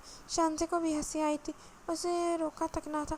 کل رات کی دل قدوت منٹوں میں زائل ہوئی تھی۔ وہ آج انہیں مقاضات کیفیت کا شکار نہ ہوتی۔ اب کہاں کچھ توڑتی ہوں، دیکھیں کتنے مہینوں سے کوئی ایک بھی چیز توڑی ہے اس کمرے میں نے، بلکہ وہ بک ریک پر رکھی شوپیس بھی میں لائی ہوں۔ اس کے بک ریک پر اوپر رکھے سمندر رنگ نیلے کرسٹل کے دو ہستوں جوڑے کی طرف اشارہ کرتے چلایا۔ توڑنے بھی تو کتنے ہیں، اور ان میں سے کئی تو ایسے بھی ہیں جو بچپن میں اپنی پاکٹ منی میں خریدے تھے۔ کتنی ظالم تھی تم یار، بے جان چیزوں کو توڑ پھوڑ کر نشانہ بناتی ہو۔ میرا تو دل ہی توڑ دیا تم نے۔ جب میں واپس آیا تھا آگے کمرے میں صفایا جگہ تھا۔ بیڈ پر بیٹھتا وہ اس کی جانب دیکھ کر افسوس سے گردن ہلا تھا۔ میثم عباس صاحب، آپ کا دل تو بڑا نازک ہے۔ واقعہ ہوا ہے، ذرا سی بات پر ٹوٹ جاتا ہے۔ کہیں تو حلف لگا کر چھوڑ دوں۔ ابروج کا کیسے دباتے ہوئے وہ سینے پر ہاتھ باندھے کھڑی تھی۔ میثم نے لوٹتی آنکھوں سے اسے دیکھا، ہاتھ بڑھا کر اس کا بازو تھاما۔ اگلے ہی لمحے ایک جھٹکے سے اس کے پہلو میں تھی۔ الفی، کیا اس کی سوال ہے؟ تم اپنی محبت سے چھوڑ دو۔ اس کی نظر جھک کر گردن ترچھی کرتے میثم کی گمبھیر آواز پر جذبوں سے بوجھل لہجے کے پچھلے بال اڑستے شانزے کی سٹی گم ہو گئی تھی۔ دھول نگل کر اس سے اپنے دل کی غیر ہوتی دھڑکن کو اپنے کانوں پہ دھڑکتے محسوس ہوا تھا۔ پھر کیا کہتی ہو؟ اس کے خاموشی سے نظر چرانے پر میثم نے دلچسپی سے اسے دیکھا، چہرے کو بکھرتے رنگوں کو دیکھا تھا۔ ویسے تو وہ بڑی دھوپ چیز تھی، مگر اس کے ذرا سے لطیف جملے اور پیش رفت پر بھیگی بلی بن جاتی تھی۔ اس کا شرمانہ نظر چلنا میثم کو لیے انوکھا سا احساس تھا، خشکن دل کو لبھانے والا۔ تم کچھ بول نہیں رہی، کچھ تو کہو۔ ویسے تو زبان آگے خندوق ہے تمہارے، اب کچھ بول کے منہ سے اپنا شانہ اس کے شانے سے ٹکراتے وہ اسے اکسا رہا تھا۔ اس کے طنز کرنے جیسے انداز پر شانزے نے شرم و حیا کو ذرا سائڈ پر کینہ توڑ نظروں سے دیکھا۔ مجال ہے جو کبھی مجھے سامنے دیکھ کر آپ کبھی منہ سے اچھا نکلا ہو میثم؟ دوسروں کے شوہر ہوتے ہیں، اپنی پیاری بیوی کو سامنے ہو تو منہ سے اتنی خوبصورت اور رومانٹک باتیں جھڑتی ہیں کہ بیوی کا دل پاک پاک ہو جائے، اور ایک آپ ہیں جب بھی جی بولیں گے طنز کے نشر ہی برس دیتے ہیں۔ وہ ایک بار پھر اپنی جوان میں واپس آ چکی تھی۔ تم چاہتی ہو میں تم سے رومانٹک باتیں کروں؟ سر ہلا کر سمجھنے کے انداز میں وہ بولا تو شانزے نے کا منہ کھلا، خفیف سی اس کا پہلو بدلا تھا۔ جذبات میں آ کر اس نے غلط پتہ کھیل دیا تھا۔ شانزے، نہیں، میں نے ایسا کچھ نہیں کہا، گھبرا کر وضاحت کی۔ لیکن ابھی تم نے ایسا ہی سنا، میں نے ایسا ہی سنا۔ اس کے معصوم بن کر وہ تپ سی گئی تھی۔ آج کل آپ کچھ زیادہ ہی سننے لگے ہیں میثم۔ میری ماما قوما کا آپ بڑے سلجھے ہوئے شریف سے لگے تھے۔ آپ کا نام میثم نہیں میثنا ہونا چاہیے۔ میں تو تمہارے ابو سے شکایت کروں گی، انہوں نے اپنے آپ کا نام کے ساتھ اتنی بڑی زیادتی کیوں کر دی؟ چڑھ کر تیز وہ اٹھ کر کھڑی ہوئی، جبکہ میثم جھپستا ہوا میثم بھی ساتھ ہی تیزی سے کھڑا ہوا تھا۔ جب تم جو بھی کہہ لو اب، مگر میں تمہاری یہ حسرت پوری کرنے کا ارادہ رکھتا ہوں۔ کل کو تم ابو سے میری یہ شکایت بھی لگا سکتی ہوں کہ آپ کے بیٹے نے کبھی مجھ سے رومانس ہی نہیں کیا، اور میں تو ویسے بھی ان کی نظروں میں آیا رہتا ہوں۔ تم شکوہ کرو گی تو میری خیر نہیں ہوگی۔ اسے تنگ کرنے کا ارادہ کیے ہوئے تھا، اپنے دونوں ہاتھ اس کی کمر کے گرد باندھے سنجیدگی سے لگتا تھا۔ شانزے نے روحان سے ہو کر اس کی نظریں دیکھی تو توبہ توبہ، ایسی لگتی ہوں میں آپ کو دیکھتی ہوں آپ کو چاہے ابو سے ایسی باتیں کہوں گی جا کر میں، تاکہ ماما میرے اپنے ہاتھوں سے گلے دباتے اپنے کانوں کو ہاتھ لگاتے پر شکوہ نظروں سے دیکھ رہی تھی۔ میسم نے اس کی شکل دیکھ کر کہکا لگایا تھا، پھر آگے جھک کر اس کی پیشانی چوم ڈالی تھی۔ اب تو ٹھیک لگ رہی ہو، نرمی سے خود سے لگاتے ہوئے اگلے ہی لمحے وہ اسے فاصلے پر ہو گیا تھا۔ باہر آ جاؤ، علی اور شیرین نکلنے لگے ہیں، کہتا وہ واپس موڑ گیا تھا۔ ہلکی اور دل سے مسکراتی جو اس میں بڑھا دل پھر سے چھونے لگا تھا، ایک ہونے لگا تھا۔ میں میسم عباس کے لیے اس لمحے میں کوئی بدگمانی، کوئی کرتوت نہیں تھی، اور وہ اس محبت کا نام نہیں دے رہا تھی، مگر کوئی چھوٹا سا احساس ضرور تھا جو اس کے دل میں جگ رہا تھا۔ پھر یوں ہوا کہ بہت سی لامعنی سوچوں کی درشاں شانزے نے خود پر بند کر دیا۔ سبرینا کی باتیں بھی ایک کان سے سن کر دوسرے کان سے نکال دیتی۔ وہ خوش تھی، محمود افندی اور سیمون دونوں کے ساتھ خوش دیکھ کر نہال تھے۔ محمود افندی کو اپنا فیصلے پر اطمینان سا ہو گیا تھا، شانزے اور میسم دونوں کے حق پر ان کا فیصلہ درست ہو گیا تھا، سب ٹھیک جا رہا تھا، جب اچانک شانزے کے رویے میں غیر محسوس انداز میں بدلاؤ سا آنے لگا۔ وہ کچھ بوجھی بوجھی سا رہنے لگی، میسم سے سب ٹھیک سے بات بھی نہیں کر رہی تھی، ہر وقت کھوئی کھوئی سی رہتی تھی۔ میسم اس سے پوچھ رہا تھا، تھک گیا تھا، مگر اس نے کوئی جواب نہیں دیا۔ اس شام وہ جلدی آفس سے واپس آ گیا۔ سائمہ نے بتایا تھا شانزے گھر پر نہیں، اپنی دوست سے ملنے گئی۔ حیران کن بات یہ تھی وہ اسے بتا کر نہیں گئی تھی، ورنہ کچھ ماہ سے وہ سبرینا کے ساتھ مارکیٹ بھی جاتی تو اس کو کال یا میسج کر کے بتاتی کرتی۔ میسم وہیں لاؤنج میں ٹی وی میں آ کے بیٹھ گیا، جب تھکی ہوئی سی چیزوں کی پریشانی سے آسودہ اندر داخل ہوئی تھی۔ اسے دیکھ کر لمحے بھر کو ٹک رکی سی گئی، رنگن میں ہلکا سا تعیس بھی برپا ہو گیا تھا، گرفت شولڈر بیگ پر سخت ہوئی تھی۔ پھر وہ سنبھل کے آگے بڑھی۔ کہاں گئی تھی شانزے؟ اس کے اندازگی سے دیے سلام پر سہیلا کا جواب دیتے میسم نے وہیں بیٹھے اس کے بغور دیکھتے پوچھا۔ اس کے پاس سے گزرتی رک گئی تھی، اپنی دوست کی طرف گئی تھی، مما کو بتا کے گئی تھی۔ بنا اس کی طرف دیکھے وہ آہستگی سے بولتی آگے بڑھ گئی۔ میسم نے گردن موڑ کر اسے دیکھا تھا، اس کے چہرے پر پرسوچ گہرے سائل امڑ آئے تھے، اور کچھ دن بعد اس کا مہم سے رویے کا راز بھی کھل گیا۔ محمود افندی کی میڈیسن سالن تھی، جن کا تحریر نسخہ شانزے کے پاس تھا، اور سائمہ دونوں ہی سبرینا کی طرف گئی ہوئی تھی۔ میسم اس کا بیگ چیک کیا تو اس کے سامنے شانزے نے نسخہ بیگ میں رکھا تھا۔ وہ اندر سے جو برآمد ہوا اسے اے کے پھٹی کی پھٹی رہ گئی تھی۔ وہ پریگننسی ٹیسٹ کی پازیٹیو رپورٹ تھی، جو آج سے 8 دن پہلے کی تھی۔ میسم کا دماغ بھگ سے اڑا تھا، پچھلے کئی دن شانزے کا کھڑا کھڑا سا انداز اب اس کی سمجھ میں آ رہا تھا۔ وہ 10 سال میں پیچھے چلا گیا تھا، تب تو ایسا ہی ہوا تھا۔ شانزے کے کمرے میں داخل تو وہیں موجود تھا، اس کی ایک نظر دیکھ رہی وہ اپنی جگہ دہل سی گئی۔ سرخ آنکھوں کی میں سرد مہری کی رمق بڑی واضح تھی، چہرے پر سنجیدگی کے ساتھ دبا دبا سا غصہ بھی تھا، بھیجے ہوئے جبڑے اور گردن کی پھولی ہوئی رگ سے خوفزدہ کر رہے تھے۔ اس کی میسم کو ایسے صرف ایک بار دیکھا تھا، 10 سال پہلے، مگر وہ لمحے آج بھی یوں اسپر تھے جیسے وہ نظر بھی اس کے غیظ و غضب کی بھاپ گئی ہو۔ کمرے میں داخل ہوتے ہی وہ اپنی ٹانگیں پہچان ہونے لگی تھی، وہیں پاس ہی دیوار کا سہارا لیے وہ سرد رنگت کے ساتھ اسے دیکھ رہی تھی، جو اپنے قدم چلتا اس کو بڑھاتے رکھا تھا۔ موجود لفافے کے اوپر ہاسپٹل کا نام پرواز لکھا ہوا۔ شانزے نے اپنا رخ سانس رک رک کر چلتی محسوس ہوئی تھی، آنکھوں میں کچھ پھرتا چلا گیا جو نمی بن کر آنکھیں دبا گیا تھا۔ اتنی آنسو گل پر بیٹھتے، مجھ سے کچھ بغیر آلو دوسرے سے دیکھتا، بھیجتے جبڑوں کے ساتھ سرد آواز میں پوچھ رہا تھا۔ سامنے کھڑی شانزے کا رنگ فیکا ہو چکا تھا، خشک ہونٹوں سے زبان پھیرتے اسے اپنی آنکھوں میں آئی نمی کو گلے میں گھلتا محسوس کیا تھا۔ کچھ پوچھ رہا ہوں شانزے، مجھے کیوں نہیں بتایا؟ اس نے اتنا غصے دیکھ کر سانس خشک من لگی، گلے سے دبدبی چیخ تمہیں یہ بچہ نہیں چاہیے، تم مارنا چاہتی ہو اسے؟ وہ شک بھری نظر سے دیکھتا رہا، کہیں پہنچا تھا، منظر وہی تھا، وہ بھی اس کے سامنے کا چہرہ بدل گیا تھا، شاندار یقین سے دنگ رہ گئی تھی، اس کا وجود اب خالص تھا۔ اب بولا کیوں نہیں رہی ڈیمٹ، سلگتی آواز میں وہ چیخا تھا، اب اسے بھی مار دیتے۔ آنکھ مچ کر خوف سے پہلی پٹی گھٹی آواز میں کہتی وہ شخص چھوڑ گئی تھی اپنی جگہ، جہاں کا تہاں کھڑا برف مجسمہ بنا تھا، یک ٹھنڈی مگر جلا دینے والی برف، آنکھوں کی لپٹتے غصے کی چنگاریوں میں کب کی سیاہیں کھلی تھی، ویران کر گئی تھی۔ دبا دبا گھٹن آمیز سانس خارج کرتے وہ دھیرے سے سیدھا ہوا تھا، ایک تمول خاموشی اس سے افسردگی سے پھیلتی چلی گئی، چہرے پر ایک آنسو کھنچی لکیر کے ساتھ وہ رک رک کر سانس لیتی، ابھی بھی آنکھیں بند کی ہوئی تھی۔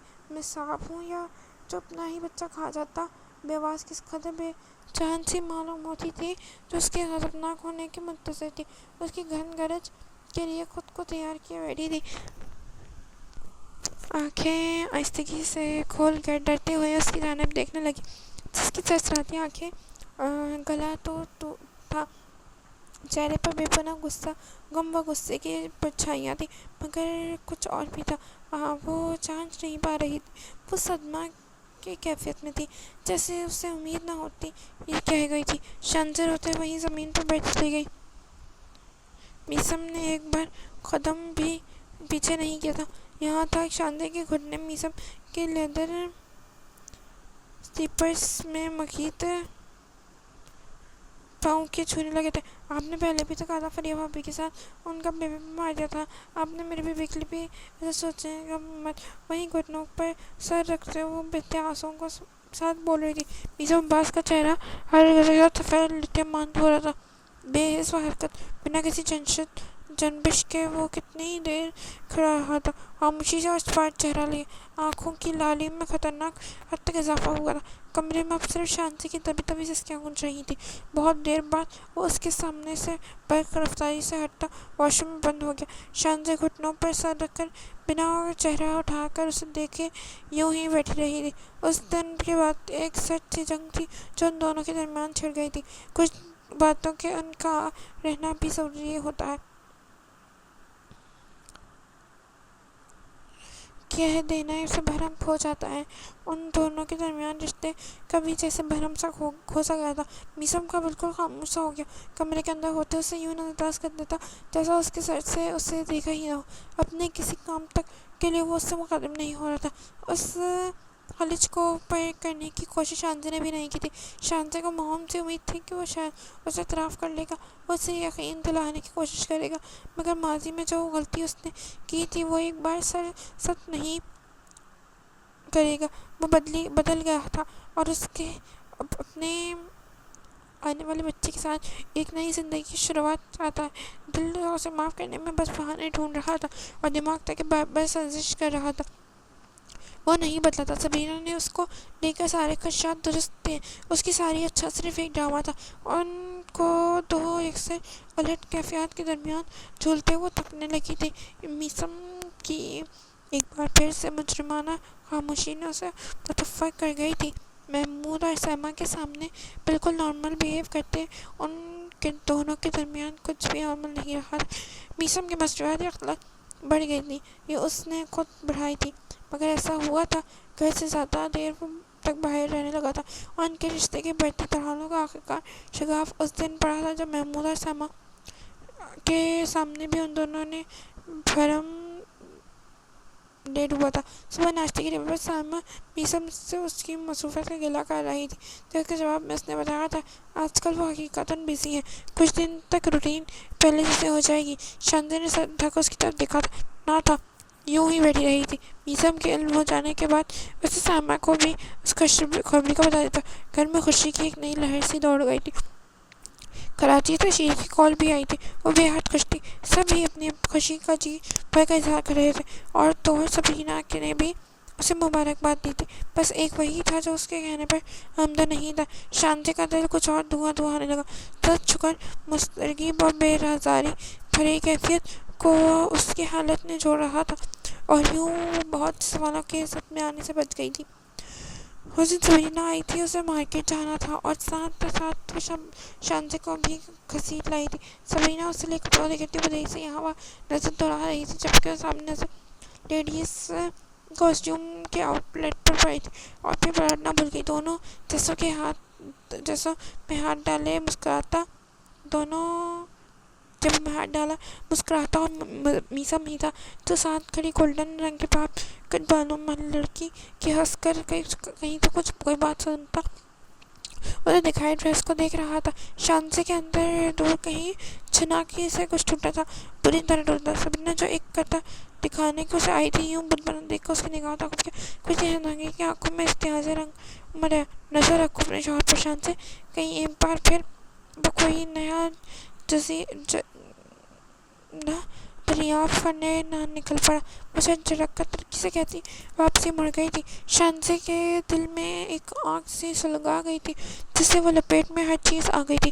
شام وہ جب آفس سے واپس آیا تب شانزے لاؤنج میں صوفے پر دونوں پیر اوپر کیے بیٹھی تھی۔ میسم ایک سرسری نگاہ اس پر ڈال دی، اگلے ہی پل نگاہ پھیر کر وہ آگے بڑھنے لگا تھا۔ کہاں تھے آپ؟ سوال غیر متوقع تھا اور انداز سے بھی زیادہ۔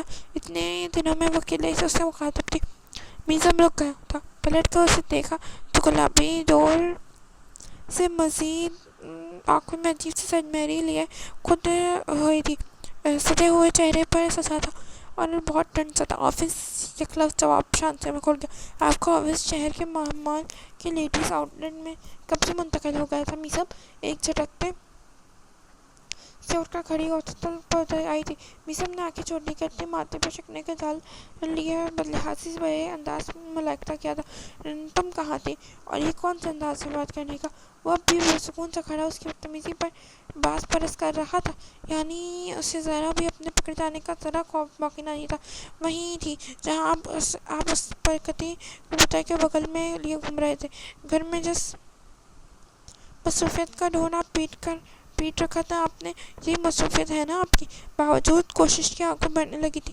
میسم میں ایک نوار اس کی درست لہجے طنزیہ انداز پر ضبط کرتے ہوئے اسے تنبیہ نظر سے دیکھا۔ فضول بکواس مت کرو شانزے، تم کچھ نہیں جانتی اس لیے منہ بند رکھو۔ اب بھی میں کچھ نہیں جانتی؟ اتنا سب جانتی تو ہوں آپ کے بارے میں، مزید کچھ جاننے کی طلب ہی نہیں، مگر اب تو عادت سی ہو گئی ہے ہر کچھ عرصے بعد ایک نیا چاہنے کی۔ وہ اس کی حقارت سے کاٹ گئی تھی۔ میسم نے جبڑے بھیج کر اس کے سخت نظروں سے دیکھا تھا۔ ہاتھ میں پکڑا آفس بیگ صوفے پر پھینکتے اسے انداز رکھا تھا۔ دو قدم اس کی طرف لیتا تن کر کھڑا ہوا۔ ایسا بھی کیا دیکھ لیا تم نے جو تم یہ بکواس کر رہی ہو؟ کل کو کسی بھی راہ چلتی کے ساتھ دیکھ کر تم یوں ہی ذہنی مریض قسم کی شکی بیوی کی طرح بہیو کرو گی۔ دبے دبے لہجے میں آپ نے غصے کو دبایا تھا جو چہرے پر سرخی کی صورت ظاہر ہونے لگا تھا۔ آپ کے کرتوت تو ایسے ہیں میسم، ابھی نہیں تو بہت جلد میں زہریلا مریضہ بن جاؤں گی۔ آپ بھی ٹھیک کہتی ہیں، آپ کی فطرت کبھی نہیں بدلنے والی۔ آپ کو عادت ہو گئی ہے کپڑوں کی طرح عورتیں بدلنے کی، تنفر سے کہتی اس کی آواز بھرا گئی تھی۔ میسم نے بڑیاں مٹیاں سختی سے بھینچ کر آگے برساتی نظروں سے دیکھا، مگر وہاں ڈر کسے تھا؟ تمہیں پتہ ہے شانزے بیوی تمہارا مسئلہ کیا ہے؟ تم عقل سے بالکل بدل ہو، چابی والی گڑیا جس کی اپنی کوئی سوچ نہیں ہے۔ بس تمہاری اپی تمہیں جس طرف چابی دیتی ہے تم اس طرف بنا سوچے سمجھے چل پڑتی ہو، اور وہ عورت اسے شرم چھو کر بھی نہیں گزری۔ چاہتی کیا ہے وہ مجھ سے؟ بس بہت لحاظ ہوا اب اس سے بھی دو ہاتھ کر کے ہی رہوں گا۔ زندگی عذاب بنا کے رکھ دی ہے تم دونوں بہنوں نے میری۔ پہلو پر ہاتھ جمائے وہ خطرناک سے ولی بولا، آپی کو بیچ میں مت لائیے۔ وہ چیخی تھی، کیوں نہ لاؤں؟ وہی تو ہمارے بیچ میں شروع دن سے کھڑی ہے۔ تمہیں کیا لگتا ہے مجھے نہیں ہے جو زہر وہ تمہارے ذہن میں میرے لیے گھولتی ہے؟ آج میں چاچو کو خود بات کروں گا اس کے بارے میں۔ اسی کے انداز میں اس کی بات کاٹ کر بولا، جب انسان کے پاس اپنی صفائی میں کہنے کو کچھ نہ ہو تو وہ یوں ہی دوسروں پر چڑھائی شروع کر دیتا ہے۔ سینے پر ہاتھ باندھے وہ سرخ سی آنکھوں میں بہتے پانی کے ساتھ چلائی تھی۔ میسم کو اس کا بازو پکڑا کر اسے جھنجھوڑ ڈالا، اس کے اپنے بازو پر ہاتھ جانا گرفت۔ اس کا غصے سے سرخ پردہ چہرہ اور تنے ہوئے نقوش کی شانزے کو ایک لمحے کو ساکن کر گئی تھی۔ وہ گھر میں اکیلی تھی، اس کے سامنے کھڑے شخص کو اپنی پہلی بیوی کو زلف کو ہی آنکھیں کے دیکھا تھا، اور اگر آج وہ اس پر ہاتھ اٹھائے تو پھر کیا کیا کر لے گی؟ وہ خوف اس کے دل کو جکڑ رکھا تھا، ساری تیزی داری ہوا ہوئی تھی، آنکھوں میں خوف و ہراس چہرہ پر سرحد سمیٹے لیے وہ ٹپٹپائی آنکھوں سے گدمد ہوتے چہرے سے نقش دیکھ رہی تھی۔ کیا لگتا ہے تمہیں شاہزادہ محمود، میں کوئی پلے بوائے ہوں جیسے عورتوں کے کریز ہے، یا اتنا ہی گرا ہوا شخص ہوں جو ہر دوسرے دن نوٹیں بدلتا رہتا ہوں؟ مرد ہو تو کیا ٹوٹے رشتے ایسا انداز نہیں ہوتے مجھ پر؟ سمجھ کیا رکھا ہے تم نے مجھے؟ میں آج تک تمہاری ہر بات تمہارا بچپنا سمجھ کر بھی کبھی سیریس نہیں لیا۔ مجھے لگتا ہے تم بہت صاف دل کی ہو، جو دل میں ہے وہ زبان پر ہے، مگر تم بہت زہریلی نکلی ہو۔ اس دن بھی میرے بچے کو لے کر تم نے انتہائی فضول بکواس کی تھی، میں نے برداشت کر لی، مگر آج تو حد ہو گئی۔ آخر کب تک چاچو چاچی کا لحاظ کرتے ہوئے میں تمہیں برداشت کرتا رہوں گا؟ ہاں؟ ایک جھٹکے سے اسے جھودتا ہوا چپتی نظر سے اس کا جھٹکا دیتا رہا۔ شاہزادے نے ذرا بھرا لڑکھائی تھی، اسے گرنے سے بچانے کے لیے میثم نے ہی ہاتھ بڑھا کر اس کا بازو تھامتے اسے بچایا تھا۔ شاہزادے نے اڑی رنگت کے ساتھ اسے دیکھا تھا، جس کے چہرے پر اس کے لیے کوئی رعایت نہیں تھی، وہ شاید دل میں بھی۔ اگلے ہی پل وہ اپنا ہاتھ اس کے بازو سے ہٹا چکا تھا۔ کوشش کرنا میرے سامنے مت آنا، ورنہ سچ میں کچھ نہ کر گزروں گا، اور اگر اوپر والے پورشن میں یا میرے کمرے میں تم نے قدم رکھا تو ٹانگیں توڑ دوں گا تمہاری۔ پھرے ہوئے انداز میں انگلی اسے وارن کرتا جو ہی جانے کے لیے مڑا تھا، اندرونی دروازے پر استدعا محمودہ شمع کو تنگ چہرے سے دیکھ کر پوری طرح سے کھوتا، شرمندگی سے احساس سے نظر چراتا وہ اپنا بیگ اٹھا کر لب بیچتے تیزی سے سیڑھیاں عبور کر گیا۔ متفکر چہرے سے تاج سیما کے آگے بڑھی تھی، صوفے پر بیٹھی، چہرہ ہاتھوں پر چھپائے پھول پھول کر روتی شاہزادے کے کندھے پر ہاتھ رکھا تھا، جس پر نظر اٹھا کر انہیں دیکھا تھا، پھر ان سے لپٹ کر اس کے رونے کی شدت میں اور اضافہ ہو گیا۔ اس کی پش سہلاتی نظریں گھما کے سائمہ نے محمود صاحب کو دیکھا، متفکر سوچ نظر آتے اپنے کمرے کی جانب بڑھ گئے تھے۔ میثم، ناشتہ کر کے جاؤ بیٹا۔ وہ خاموشی سے نکل جا رہا تھا تب سائمہ کی آواز میں چل سا رک کے انہیں سلام کرنے لگا۔ کل رات شاہزادے کے کمرے میں نہیں آئی تھی، اور نہ ہی وہ نیچے آیا تھا، کھانے کا بھی اس نے بھوک نہیں ہے کہہ کر منع کر دیا تھا۔ اب بھی بنا ناشتے کے آفس کے لیے نکلے تھے۔ جب سائمہ نے پیچھے سے پکارا تو ان کا سامنا کرتے وہ شرمسار ہوا تھا۔ شاہزادے پر اسے جتنا بھی غصہ تھی، مگر ان دونوں کے سامنے اسے جھگڑ چکا تھا، اسے اس بات کا افسوس تھا۔ آفس میں ہی کر لیتا ہوں، چاچی نظر چرا کر دھیمی آواز میں کہہ رہا تھا، جب سائمہ نے اسے ٹوک دیا۔ آج سے پہلے کبھی ناشتے جانے دیا ہے تو آج آفس میں کر لیتے۔ رات بھی کھانا نہیں کھایا تھا، اب آج ناشتہ دینا ہو رہا ہے۔ اس کے ناشتے کی ٹرے میز پر رکھتے وہ بالکل روزمرہ کے انداز میں اپنی محبت و شفقت کا اظہار کر رہی تھی۔ میثم کی ندامت میں کچھ اور اضافہ ہوا تھا۔ ناشتہ کرتے ہوئے ان کے پاس چائے کا کپ لے کر بیٹھا وہ شعوری طور پر ان کے کسی سوال کسی بحث پر لہرا بیٹھا تھا، مگر انہوں نے چھوٹی موٹی باتیں کرتے بھولے سے بھی شام کے واقعے کا ذکر نہیں کیا تھا۔ وہ ناشتے سے اٹھنے لگا تو محمود افندی باہر آتے دکھائی دی، ان کے سلام پر اس کا کندھا تھپتھپاتا وہ ساتھ والی کرسی پر بیٹھ چکے تھے۔ میں چلتا ہوں۔ وہ کچھ بے آرام سا ابھر توڑ کر چلے گیا۔ ٹھیک ہے بیٹا، خیر سے جاؤ، اللہ حافظ۔ میز پر اٹھتا اخبار کھولتے محمود افندی مسکرا کر اسے دیکھا تھا، وہ چاہ کر مسکرا نہیں سکتا، چکا کر وہاں سے آگے بڑھ گیا۔ تم نے میثم سے کچھ پوچھا تو نہیں؟ اس کے جانے کے بعد وہ بیوی سے استفسار کر رہے تھے۔ اتنی بیوقوف لگتی ہوں محمود صاحب، داماد کا اسی مطلب پوچھنا کہاں کی عقل مندی ہے؟ جب شاہزادے نے جذباتی تاغا بھی ہوں، وہ کچھ بتانے میں عمدہ نہیں ہے۔ بات کیا ہوئی ہے اس کا بھی تو پتہ نہیں ہمیں۔ وہ کل رات شاہزادے سے پوچھ کر تھک گئی تھی، وہ اس کی چپ نہیں ٹوٹتی۔ کمرے میں جانے کو وہ صاف مکر گئی، انہوں نے اس کے انکار کا خاطر میں لانا تھا، پر ہاتھ پکڑے وہ چھوڑ آئی تھی، مگر محمود افندی نے زبردستی کرنے سے روک دیا تھا۔ تم پتہ کرنے کی کوشش کرو شاہزادے سے، میثم شام کو آتا ہے تو میں خود بات کر لوں گا اس سے۔ ان کی بات سن کر وہ سہلاتی متوجہ ہو گئے۔ سائمہ نے پکڑا کر اٹھتی میثم کے برتن اٹھا کچن میں چلی گئی۔ شاہزادے اٹھ جاؤ، کتنا سونا ہے بیٹا؟ اس کے کمرے میں داخل ہوتے ہی کمبل میں دبکے وجود کو انہوں نے پاس آتے نرمی سے کہا، جو پہلے سے جاگ رہی تھی، بس کس ملنگی سے یوں ہی پڑی ہوئی تھی، منہ پر سے کمبل ہٹاتی اٹھ بیٹھی تھی، چہرے کے گرد بال سمیٹے وہ حسن زدہ سی لگی تھی۔ ناشتہ کر لو بیٹا، اٹھو۔ اٹھ کر میثم تو آفس میں چلا گیا، انہوں نے کہنا کہ اسے ساتھ دیکھا، جان بوجھ کر اس کا تکرار کیا تھا۔ شاہزادے نے ہونٹ کھینچ کر اسے اس نے کہا ساری رات اس کے بارے میں سوچنے کے بعد صبح صبح پھر سے وہی اس کا شخص ذکر تک سے نہیں سنا جاتی. وہ اٹھنے لگی تھی تو ساما نے اسے روک لیا تھا. اب بتاؤ مجھے کیا بات ہوئی؟ اس کے بازو پر ہاتھ تو اس کی طرف بغور دیکھ رہی تھی. کچھ نہیں ہوا ماما، وہ تلک ہوئی تھی. اچھا کچھ نہیں ہوا تو تم لوگوں کی طرف ایک دوسرے پر چلا کیوں رہے تھے؟ کل رات تم یہاں کیوں پڑی ہو؟ وہ صبح منہ بنا کر آفس کیوں گیا ہے؟ شان سے میری بات سنو. شادی شدہ زندگی میں چھوٹی موٹی باتیں ہوتی رہتی ہیں. چھوٹی موٹی باتیں مما؟ آپ کو لگتا ہے میں کسی چھوٹی بات پر لڑوں گی ان سے؟ وہ خفا نظر سے انہیں دیکھتے ہی بات کاٹ گئی تھی. تو پھر کیا ہوا؟ ان کے پوچھنے پر وہ غصے میں وہ سب بتائی چلے گئی. سائمہ احمد سے اس کا چہرہ تک رہی تھی. تاثر سے ہلا کر انہوں نے ہلکے سے ہاتھ میں چیت اس کے بازو پر رسید کی. اللہ پوچھے تم تو شاید صرف اس ایک لڑکی کے ساتھ دیکھا تو اتنا بڑا بل مچانے کی ضرورت کیا تھی تمہیں؟ انہوں نے پریشانی سے اپنا ماتھا چھوا تھا. ماں کے لڑکانے پر شانتی نے بے یقینی سے دیکھا. صرف ایک لڑکی ماما؟ آپ کو ان کا سابقہ ریکارڈ چیک کرتے ہوئے بتائیں کیا کرتی؟ انہیں کسی کے ساتھ دیکھ کر صبح ناشتے کی ٹیبل پر ہی وہ آپ سے اپنی مصروفیات کا رونا رو رہے تھے.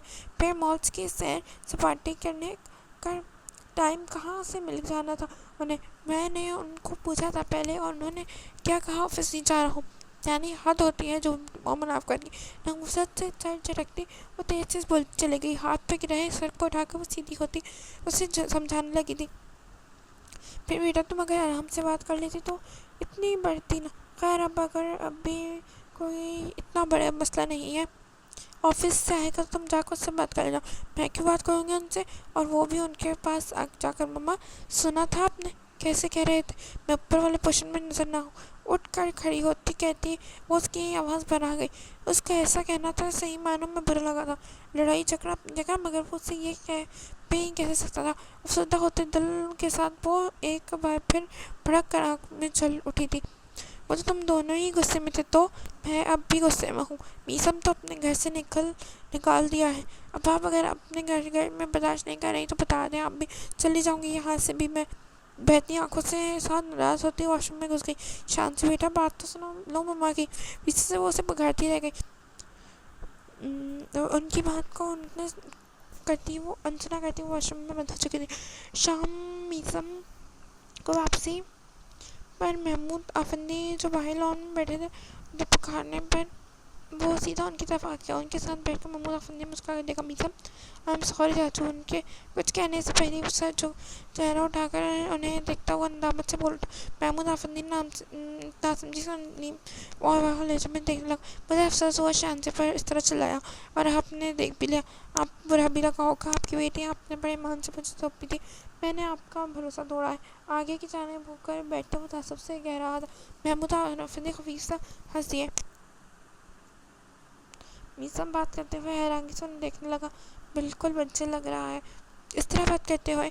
یار میاں بیوی میں 100 بار جھگڑے ہوتے ہیں. غصے میں ایک دوسرے کو کیا سن بھی لیا ہوتا ہے. تم دونوں بھی نارمل لوگ ہو. نارمل لوگ سے آپس میں اکثر جھگڑا کرتے پائے جاتے ہیں. تمہارا کیا خیال ہے اس سب میں اور سامان نہیں گزرے ہوں گے؟ وہ ہلکے پھلکے سے انداز میں شانے اچکا رہ کر کہتے رکے. مگر خیال اس بات کا رکھنے کی ضرورت ہوتی ہے کہ میاں بیوی کے آگے جھگڑے ان تک نہیں رہے. بات دو لوگوں سے تیسرے تک نہ پہنچی اور ناراضگیاں زیادہ طویل نہ پکڑیں. سنجیدہ ہوتے وہ مدبر سے لہجے میں اسے سمجھا. میسم نے سر ہلایا. جی چاچو ٹھیک کہہ رہے ہیں آپ. بس بات ہی کچھ ایسی ہوئی ہے. میں سب کھو گیا ہوں. میرے دوست کی بیوی تھی. میرے دوست بھی ہمارے ساتھ میں ہی تھا. واش روم گیا ہوا تھا جب شانزے نے مجھے ثنا کے ساتھ دیکھ لیا. وہ دونوں امریکہ سے آئے ہیں. کل واپس ٹائم میں فیصل کی کال آئی تھی. وہ ملنے کا کہہ رہا تھا. تبھی میرے آفس کے قریب ہی ریسٹورینٹ جہاں وہ دونوں تھے تو میں جلدی آف لیتے ان سے ملنے چلا گیا. وہاں سے کھانے کے بعد انہوں نے شاپنگ کا پلان بنا لیا. ان کے ریسٹورینٹ پر مجھے بھی ساتھ جانا پڑا. بس اتنی سی بات تھی چاچو. مگر شانزی نے اسے بہت غلط معنوں میں لے لیا. آگے سے مجھے غصہ آ گیا. آئندہ خیال رکھوں گا. محمود افندی فقیر نظر سے بھتیجے کو دیکھ رہے تھے. ان کا انتخاب صحیح معنوں میں احساس انہیں ہر بار میسم کو دیکھ کر ہوتا تھا. شانزے کی غلطی ہے میں مانتا ہوں مگر بیٹا تم سمجھدار ہو. اسے ایک پاگل پن پر اتر آئے ہو تو دوسرے کو تھوڑا سا زیادہ سمجھداری دکھانی پڑتی ہے۔ ان کے نرم سے سمجھانے پر اس نے تائید انداز میں گردن کو جنبش دی۔ میں تو انہیں آج شام ڈنر کے لیے بھی انوائٹ کر چکا ہوں، اب سوچ رہا ہوں منع کر دوں۔ ان کی طرف میسم کو اچانک یاد آیا تھا کل کی بدمزگی کے بعد وہ اس قدر غصہ اور شرمندگی کی ملی جلی کیفیت کا شکار تھا کہ اس کے ذہن میں یہ بات ہی نکل گئی تھی، کیوں منع کرو گے؟ ابھی تو بہت ٹائم ہے، اندر تک کا سامان شانتی سے کہو، سب ہو جائے گا۔ محمود صاحب کے کہنے پر اس نے ہاتھ الٹ کر رسٹ واچ پر ٹائم دیکھا تھا۔ ٹائم کم ہے چاچو، اتنی جلدی؟ ایک دو ڈشز گھر میں تیار ہو جائیں گی، ایک دو ہوٹل سے کر لیں گے۔ یار اتنا بڑا کیا مسئلہ ہے، آ جاؤ، تم مزید دیر کر رہے ہو۔ اٹھ کر آگے بڑھتے ہوئے اس کے کہہ رہے تھے جو کل کے بعد اب دل سے مسکراتا ان کے ساتھ سامان نے بتایا تھا میسم دوست اپنی بیوی سے آ رہے، اس کا پارا تو ہائی ہوا تھا، مگر وہ خاموشی سے کچن کی طرف ان کے ساتھ تیاری کرنے لگی تھی۔ مغرب کے قریب کا وقت تھا جب ان کے کہنے پر وہ چینج کرنے گئی۔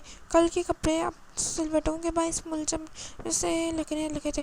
اوپر اس کمرے میں جا کر کپڑے بدلنے کے بجائے وہ اپنے روم میں آئی۔ شادی سے پہلے کچھ سوٹ اسی کے یہیں وارڈروب میں لٹکے ہوئے تھے۔ تیار ہو کر باہر نکلی تھی تب تک وہ لوگ آ چکے تھے۔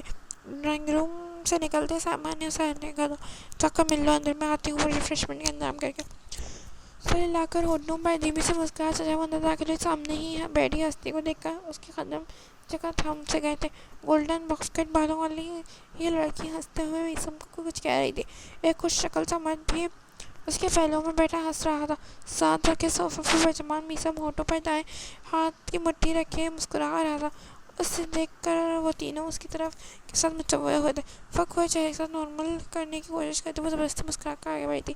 شانتی، میرے دوست فیصل اور اس کی وائف ثنا ہیں، امریکہ سے آئے ہیں، اور یہ شانتی ہے، یہ میری وائف۔ وہیں بیٹھے بیٹھے اس کے مسکرا کر بڑے لگاؤ سے شانتی کی طرف دیکھ کر تعارف کروایا۔ ثنا اٹھ کر اسے گلے ملی تھی۔ وہ کب سے پانی پانی ہو رہی تھی کہ نہ سے جانب دیکھا تھا، اس کی طرف دیکھ تک نہیں رہا تھا۔ فیصل اسے حال و احوال پوچھ رہا تھا۔ مرتی کی آنا کرتی وہ دھیمی سی رسمی مسکان کے ساتھ جواب دیتے میسم کے ساتھ پشت سنبھال لی تھی۔ میسم کہیں کیا ہو جاتا تو کل ہی بتا دیتے کہ پرکٹی کبوتر ان کی دوست کی بیوی ہے۔ اوف اللہ، میں کیوں مری؟ میں مر کیوں نہیں جاتی؟ زور زور سے روتے دل اور مسکراتے ہونٹوں کے ساتھ اس نے پہلو میں بیٹھے میسم کو دیکھ کر دل ہی دل میں دہائی دی تھی، جو بے نیاز فنوں سے سر سے نظر انداز کر تھا۔ ڈھڑکتے آنچل کو سر پر برابر کرتے ہوئے ثنا کی جانب توجہ ہوئی، جو اسے پرجوش سے کہہ رہی تھی، میں نے کل میسم کو اتنا سر کھایا تم سے ملنے کے لیے، مجبوراً اس نے بیچاری کو ہمیں ڈنر پر انوائٹ کرنا ہی پڑا، اور میں تمہیں دیکھ کر خوش ہوں۔ یار کتنے سویٹ لگتے ہو تم دونوں ایک ساتھ۔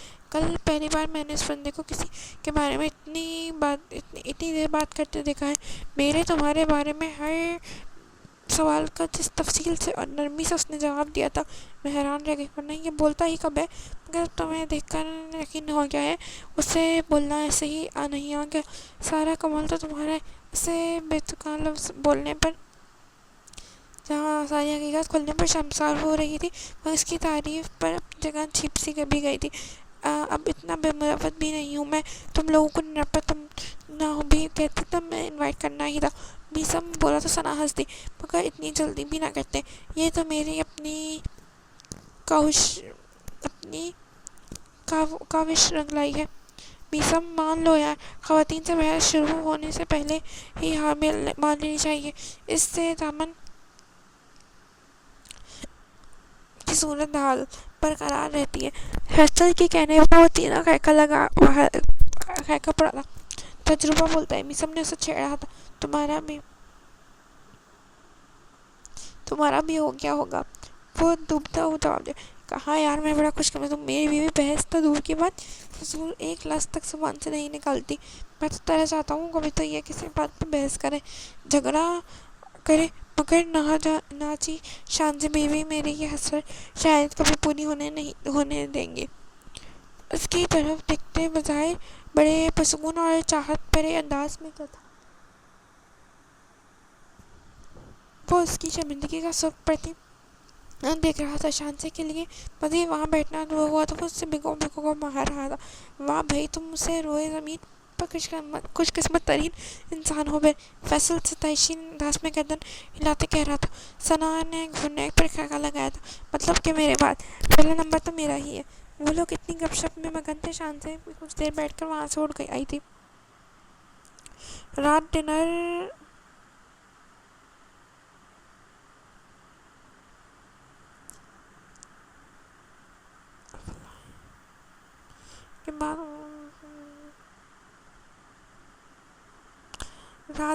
کے بعد وہ لوگ واپس چلے گئے تھے. سائمہ اور وہ دونوں کچھ سمیٹ رہی تھی اور ساتھ ساتھ سے کھری کھری سنا ہی رہی تھی.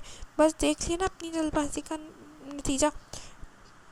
کھودا باہر نکلا چوہا میسم کی دوست کی بیوی تھی.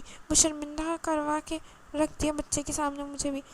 کیا سوچتا ہوگا تمہارے بارے میں؟ کیسی شکی مزاج لڑکی ہے وہ. اس کے غلطی تھی، اسے احساس بھی تھا، تبھی بنا کچھ بھی کہے برتن دھوتے وہ چپ چاپ ان کی جلی کٹی سنا رہی تھی. اتنے میں بھی معصوم بچے نہیں ہیں ماما. میسم مجھے کل بھی بتا سکتے تھے لیکن نہیں، انہیں تو مجھے پر غصہ ہونے کا بہانہ مل گیا تھا. بس اپنی خفت مٹاتی وہ اسے اپنے نقطہ اٹھا تھا. کاؤنٹر پر صاف کرتے سامان نے رک کر بیٹی کو خوشبین نے نظروں سے دیکھا تھا جیسے تم نے بڑا موقع دیا ہوگا کچھ کہنے کا. جانتی نہیں ہوں میں تمہیں. میں غصے میں کیسے اگلے بندے پر چڑھ جاتی ہو تم. شانزے نے منہ بسور کر ہاتھ میں پکڑی پلیٹ اس کے ساتھ ماں کی طرف خوبی سے دیکھا. رہنے دے مما، میں بہت نظر آتی ہوں آپ کو. انہیں نہیں دیکھا آپ نے کیسے سلطان راہی بن کر ٹانگیں توڑنے کی دڑھی لگا رہے تھے مجھے. چاچی ایک مگ کافی بنا دیں گی پلیز. دروازے میں کھڑا وہ سنجیدہ سا کہہ رہا تھا. سائمہ نے جہاں بیٹی کو زبان کی کرامات کے باعث گھسیا کر اسے دیکھا تھا وہیں بیٹی صاحبہ کے ہاتھ اس کی سوار سرافیل پھونکتی آواز سن کر پلیٹ گرتی سنک میں گرتی 2 حصوں میں تقسیم ہوئی تھی. آنکھیں میچ کر روحانی صورت بنائے اس نے پہلو بدلا تھا. میں بنا دیتی ہوں بیٹا. شانزے کو سخت نظروں سے گھونٹنے میسم کو دیکھ کر مسکرا کر پلٹی. وہ مشکور انداز میں سر ہلاتا واپس مڑ گیا.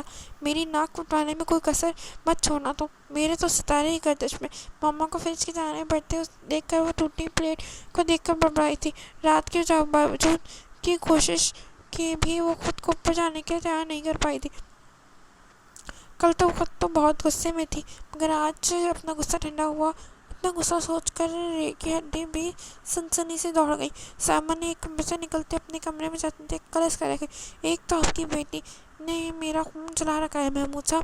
اس سے تو میں سیٹ کرتی ہوں جا کر. وہیں سے گردن موڑتے وہ ازلے انداز میں کہتے بڑھنے لگی. ارے انویر سائمہ کچھ دیر اکیلے رہ کر اپنا احتساب خود کرے گی تو آئندہ اس سے غلطی نہیں دہرائے گی. ابھی وہ شرمندہ ہے میسم سے بات کرے گی تو یہ کیفیت جلدی ہی ظاہر ہو جائے گی. پھر 2-3 دن میں بھول بھال جائے گی. مگر بسر اوقات زندگی میں شرمساری کا دورانیہ تھوڑا طویل ہوا تو انسان اپنی غلطیوں کا سیکھنے کا موقع ملتا ہے. میسم کا بھی یہی خیال ہے. اسے کچھ وقت دو، وہ اس کے رشتے کے بارے میں اچھے سے سوچے سمجھے اعتبار کرنا سیکھے اور ہم سفر پر تاکہ وہ آگے کا سفر ان دونوں کے لیے آسان ہو. ان کے اطمینان بھرے انداز میں کہتے میسم کا ذکر کرنے پر وہ چپ ہوتی واپس پلٹ گئی. پہلے 2 دن تو ان کی آنکھیں مچولی چل رہی تھی. ان کے سامنے جانے کے بعد وہ کافی دیر اپنے کمرے میں آتی تھی. اس کا پہلا سوال سمیٹی تھی. اس کی تصویر کے سامنے کھڑے ہو کر گردن تان کر کہتی تھی لو آ گئی. توڑ کر دکھاؤ ٹانگیں اب. بڑے آئے پھنے ہاتھ منہ ٹیڑھا کرتے ہوئے ناک سکیڑتی کہتی وہ خود نہیں ہنس دیا کرتی. تصویر کی اور بات تھی مگر حقیقت میں وہ خود کو اس کے سامنے کے لیے تیار نہیں کر رہی تھی. وہ غصہ ہوگا جانتی تھی اور اس بار غلطی تھی یہ سوچ کر ہی اس کے سامنے آسان خطا ہونے لگے تھے. اپنے کہے سبھی تلخ اور زہر ڈوبتے الفاظ اسے اپنا حل کڑوا محسوس کرنے لگی تھی. ایسے میں سبرینا رہنے چلی آئی. شایان کو آؤٹ آف سٹی جانا تھا. سبرینا کو یہاں چھوڑ گیا تھا. شانزے نے بھی ساری بات اٹھائی تھی مگر اس نے آگے سے کوئی تبصرہ کرنے سے کھری ایسی بیٹھا تھا. شانزے نے کچھ ٹیسٹ وغیرہ ہونے تھے. وہ سبرینا کے ساتھ ہاسپٹل گئی تھی. گائنی ڈپارٹمنٹ سے نکلتی ہوئی پاس گزرتی ایک نقاب پوش عورت نے سبرینا کو دیکھا تھا. سبرینا تم ہو؟ دیکھ کر پکڑا. سبرینا تم ہو؟ سبرینا کے ساتھ شانزے بھی پیچھے مڑ کر اسے دیکھنے لگی. اس کی نقاب کھینچ کر نیچے کیا تھا. حیرت شدہ ترین جھٹکا ہوا تھا دونوں مہینوں کو۔ فریحہ مارے حیرت اور خوشی سے سبرینا کے منہ سے ہلکی مگر وہ چیخ نما آواز نکلی تھی۔ وہ آگے بڑھ کر اس سے گلے ملی تھی۔ یہ شانزے ہے، پاس کھڑی ہانک سے شانزے کی طرف اشارہ کرتے ہوئے کہہ رہی تھی۔ سبرینا نے گردن ہلائی تو مسکرا کر اس بھی گلے ملی تھی۔ یہ تو اتنی بڑی ہو گئی ماشاء اللہ۔ اور فریحہ تعجب سے بڑی خوشی کا اظہار کر رہی تھی۔ صرف بڑی نہیں ہوئی فریحہ بھابھی، آپ کی سوکن کے درجے پر فائز ہو گئی ہوں۔ اف اللہ، کیا سوچیں گی فریحہ بھابھی، میں مر کیوں جاتی؟ دل ہی دل میں دہائی دی۔ فریحہ کی بھابھی کہنے کی عادت اب تک نہ چھوٹی پائی تھی۔ ہاسپٹل کی کیفیٹیریا میں جا کر بیٹھتے سبرینا نے کاؤنٹر سے جوس لیا تھا۔ اب تک وہ تینوں وہاں کونے میں کھڑے سکون گوشے میں گول میز پر بیٹھے ہوئے تھے۔ تمہاری تو شادی ہو گئی ہوگی نا سبرینا؟ فریحہ پوچھ رہی تھی۔ شانزے نے ناکیوں سے اس کی طرف دیکھا۔ 10 سالوں میں بالکل بدل گئی تھی، خوبصورت وہ اب بھی تھی مگر پہلے کی طرح شادی منفوط تھی۔ چہرے سے وہ اپنی عمر سے زیادہ لگنے لگی تھی۔ گھر میں لپسٹک اور کاجل سے دھار آنکھوں سے جدا نہ ہونے دینے والی اس وقت آرائش سے مبرا سامنے بیٹھی تھی تو کوئی اور ہی فریحہ معلوم ہوئی تھی۔ 5 سال ہو گئے، تم سناؤ، تم نے سارے رابطے کا ختم کر دیا؟ سبرینا نے شکوہ کیا۔ جن گلیوں سے گزرنا ہو وہاں کا راستہ ماپنے کا کیا فائدہ سبرینا؟ اسی لیے سارے تعلق واسطے ختم کر دیے۔ اس کی افسردہ مسکراہٹ اس کے ہونٹوں پر آئی تھی۔ سبرینا نہ سمجھنے کے انداز میں سن شانزے بنا کچھ بھی بولے جو اس کو سانس لے رہی تھی۔ اپنے آپ بی پی لو ہوتا معلوم ہونے لگا تھا۔ تم نے شادی کی؟ جھجک کر سبرینا نے پوچھا۔ شانزے کا چہرہ دیکھنے لگی جہاں کوئی سایہ سا آ کر ٹھہرا تھا، پھر اس کی طرح سر بات میں لا دیا۔ میسم وہ کیسا ہے؟ جوس جا کر شان گلے میں جیسے اٹک گیا۔ وہ سیدھی ہوتی پہلوں پہ کھانسی تھی۔ سبرینا نے کھلات فریحہ نے بھی اس کی طرف دیکھا۔ سوری، معذرت خود انداز میں ہاتھ اٹھائے وہ سانس لے لگی۔ سبرینا نے اس کے نظر ہٹا کر فریحہ کو دیکھا جس کے کسی طفل کو دیکھا جاتا ہے۔ تم اب بھی اس شخص کا حال احوال پوچھ رہی ہو فریحہ جس نے تمہارے ساتھ جانوروں جیسا بدسلوکی کیا؟ سبرینا کے پاس سطح بے یقینی ناپسندیدہ تھی۔ فریحہ نے زخمی انداز میں مسکرائی۔ اب جانوروں سے بدتر زندگی گزار رہی ہوں تو لگتا ہے اپنے منہ سے نکالی ہر بات میرے ہی گلے پڑ گئی ہے۔ وہ نظر جھکا کر میز پر رکھے ہاتھوں کو دیکھ رہی تھی۔ کیا مطلب؟ سبرینا کے ساتھ ساتھ شانزے بھی پوری طرح اس کی طرف متوجہ ہوئی۔ فریحہ ایک پل کے لیے ان کے چہرے دیکھتے پھر نظریں جھکا لی۔ میسم مجھ پر شک کرتا ہے، مجھے مارتا پیٹتا ہے، گندی زبان سے سوال کرتا ہے، وہ سب جھوٹا، اس نے ایسا کچھ نہیں کیا تھا، بلکہ میرا بھاشن بھی میں نے خود کروایا تھا۔ شانزے منہ کھولے فقط ہوتی رنگت اسے ہی دیکھ رہی تھی۔ کچھ ایسی ہی حالت سبرینا کی بھی تھی۔ کیا کہہ رہی ہو تم فریحہ؟ اس کے برسوں کی بدگمانی اور نفرت کا بت ایک دم پاش پاش ہونے لگا۔ وہ انتہانی سے کیسے کیفیت کر سکتی ہے؟ سچ کہہ رہی ہوں سبرینا، میں اپنی کزن میں انٹرسٹڈ تھی مگر گھر والے انہیں ماننے میں میری میسم سے شادی ہو گئی۔ شروع میں خوش تھی، وہ اچھا تھا ہر لحاظ سے، بس ذرا سنجیدہ سا تھا، بولتا کم تھا، اس کی عادتیں تھوڑی عجیب تھیں مگر پھر وہ ایک اچھا شوہر ثابت ہوا تھا۔ مگر پھر میرے کزن نے مجھ سے دوبارہ رابطہ کیا۔ وہ کہہ رہا تھا وہ میرے بغیر نہیں رہ سکتا، میں میسم کو چھوڑ دوں، مجھ سے شادی کر کے مجھے اپنے ساتھ کہیں دور لے جائے گا۔ ایک چور دروازہ کھلا دیکھ کر میرا دل بے ایمان ہونے لگا۔ میں نے اس سے پھر انوالو ہونے لگی تھی۔ میسم نے میرا رویہ بدلنے لگا تھا جس سے اس نے جانچ بھی لیا تھا۔ میں چھوٹی چھوٹی باتوں سے الجھنے لگی تھی۔ تم مجھ سے ناپسند کرتی ہو میں اچھے سے جانتی ہوں، اسی کا فائدہ اٹھا کر میں نے تم سے اس کی برائی کرنا شروع کر دی تھی۔ وقت آنے پر کوئی ایسا جو میرا گواہ ہو۔ انہی دنوں میری پریگننسی کی خبر ملی، میں چکر کھا کر رہ گئی، پھر شہزاد کے ساتھ ایک نئی زندگی سے خواب دیکھ رہی تھی۔ ایسے میں یہ بچہ میرے پاؤں میں بننے لگا تھا۔ میرے ایک دوست تھی، وہ گائنوکالوجسٹ تھی، اس کی ہیلپ لی۔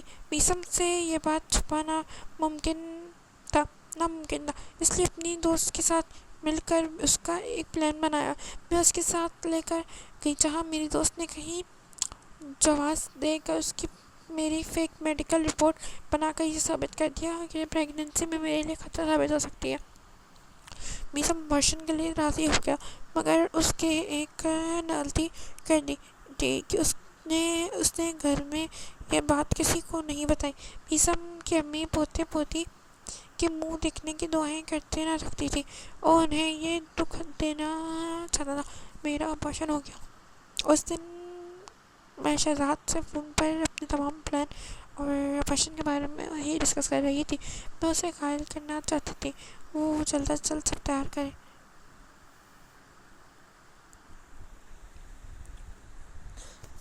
ہم ڈائریکٹر پہلے بھاگ جائیں گے مگر خلا کے مقدمہ دائر کر دیں گے. مگر میسم نے سب سن لیا. وہ پہلا دن تھا جب میں نے اسے غصے میں دیکھا. اس نے مجھ پر ہاتھ اٹھایا تھا, مجھ سے بدزبانی کی تھی اور میری ایک کی قسمت اسی وقت یہ لگا شانزے نے یہ سب دیکھ بھی لیا تھا. میں جو اس سے چھٹکارا حاصل کری تھی ایک اچھا آسان موقع میسر آ گیا جس سے فائدہ اٹھا کر ہمیشہ ہمیشہ کے لیے میں کی زندگی سے نکل آئی. اپنی بات مکمل ہوتے اس نے آنسوؤں کی ایک لکیر سی اس کے چہرے پر گال پر بنتی چلی گئی. سبرینا دم سادے سنتی رہی تھی. چہرے نے کہیں رنگ بدلے تھے. وہ آخری رنگ اس کے چہرے پر شدید غصے اور سن میں گیا. تم گھٹیا عورت, بے جذبات کا فائدہ اٹھا کر ہمارے گھر میں تاک تاک کر نشان لگاتی رہی. ہاں, ہم نے کچھ غلط فہمی کے مارے گئے. تم مظلوم اور شرم نہیں آئی تمہیں اپنی شوہر پر بہتان لگاتے ہوئے, ایک بے گناہ انسان کو سب کے سامنے گراتے ہوئے. اگر نہیں رہنا تھا تو اس کے ساتھ تو چھوڑ دیتی. اسے اتنا سب ڈرامہ کرنے کی کیا ضرورت تھی؟ سبینا کو خود احساس نہیں تھا. اس کی آنکھیں بھیگ رہی تھی. اپنے ہاتھ کو سختی سے بیچ کر سامنے بیٹھی اور اس کا منہ توڑنے کا کیا. خود کو باس پر کرتی فریاد لگا اس بھی جھکتی ہوئی تھی. پہلے نہیں آئی تھی جب تک شہزاد نے مجھے ٹکرایا نہیں تھا. اسے کوئی اور مل گئی تو مجھ سے شادی کرنے سے انکار کر دیا. اس کے بعد میں مٹی ہو گئی. سبرینا بس شرم ہی باقی رہی, باقی سب ختم ہو گیا. شرم ہی جو مجھے خود سے بے بھی نسل ملانے کے قابل نہیں رہنے دیتی تھی. بہت کوشش ایک بار تم سب کے سامنے آ کر اپنی غلطی کا معافی مانگ سکو, خاص کر اس انسان کا جس کے ساتھ بے گناہ کر رہ گئی. مگر معافی مانگنے کے لیے ہمت چاہیے ہوتی تھی اور بزدلوں کو شفا نہیں ہے معافی مانگنا. نہیں مانگ سکی. میرے گھر والے بھی یہی سمجھتے رہے ساری زندگی. میسم میں تو اتنے بزدل نکلے کہ لاکھ چاہ کر بھی ان کو بتا نہ سکے کہ اپنوں کے آنکھوں میں نفرت اور پسندگی کا دیکھنا آسان نہیں ہوتا.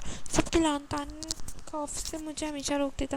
بے تاثر لہجہ لیے مکانی انداز میں بول رہی تھی. اور تمہاری وجہ سے میسم نے خود اپنوں کو بریانی سہی. اس کا کیا؟ اس کے حصے میں جو سب لعن طعن ملامت آئی اور اس کی تکلیف سبرینا نے آگے اس پہ گرائی تھی. مزید کوئی بکواس نہیں سننی ہے پر چلو شانتی اٹھو یہاں سے, کہتے وہ خود بری طرح چوکی جیسے اس کی بالکل پھول چکی تھی. وہ اس کی طرف دیکھ کر دنگ رہ گئی. اس کا چہرہ خطرناک حد تک زرد پڑ رہا تھا. اسے ڈھانے کے غرض سے اس نے ہاتھ بڑھایا. اس کا چہرہ یک ٹھنڈا ہو رہا تھا. پتھرائی آنکھوں سے وہ بس فریحہ کو دیکھ رہی تھی جیسے کسی گہرے شوق میں ہو. شانتی اٹھو, سبرینا نے ہلانے کے اس کی طرف یوں دیکھنے لگی جیسے کسی ڈراؤنے خواب میں بیدار ہوئی ہو. اٹھو, سبرینا نے اس سے سامنے کہا. نہیں, آپ کو مجھے سننا ہے. ہم نے ہمیشہ ان کی سنی ہے. اتنے سالوں بعد بھی ان کے سنے الفاظ کی بازگشت ہمیں پیچھا نہیں چھوڑا. ہم نے ان کے کہے پر کھرے کھوٹے پہچان کی تو آج بھی بری بات سننی ہے مجھے. اس کے آنکھ کی ایک قطرہ آگے مزید سطح پر رہا تھا. اس کے چہرے پر جو تکلیف تھی اس نے سبرینا کی آگے چلانے پر مضبوط کر دیا. سہیلا کپور کھڑی ہوئی. میں وہاں انتظار کری ہوں, حساسی آواز میں کہتے. اس نے فریحہ نفرت بھری نظر سے دیکھا تھا. جاتے جاتے وہ رکی تھی.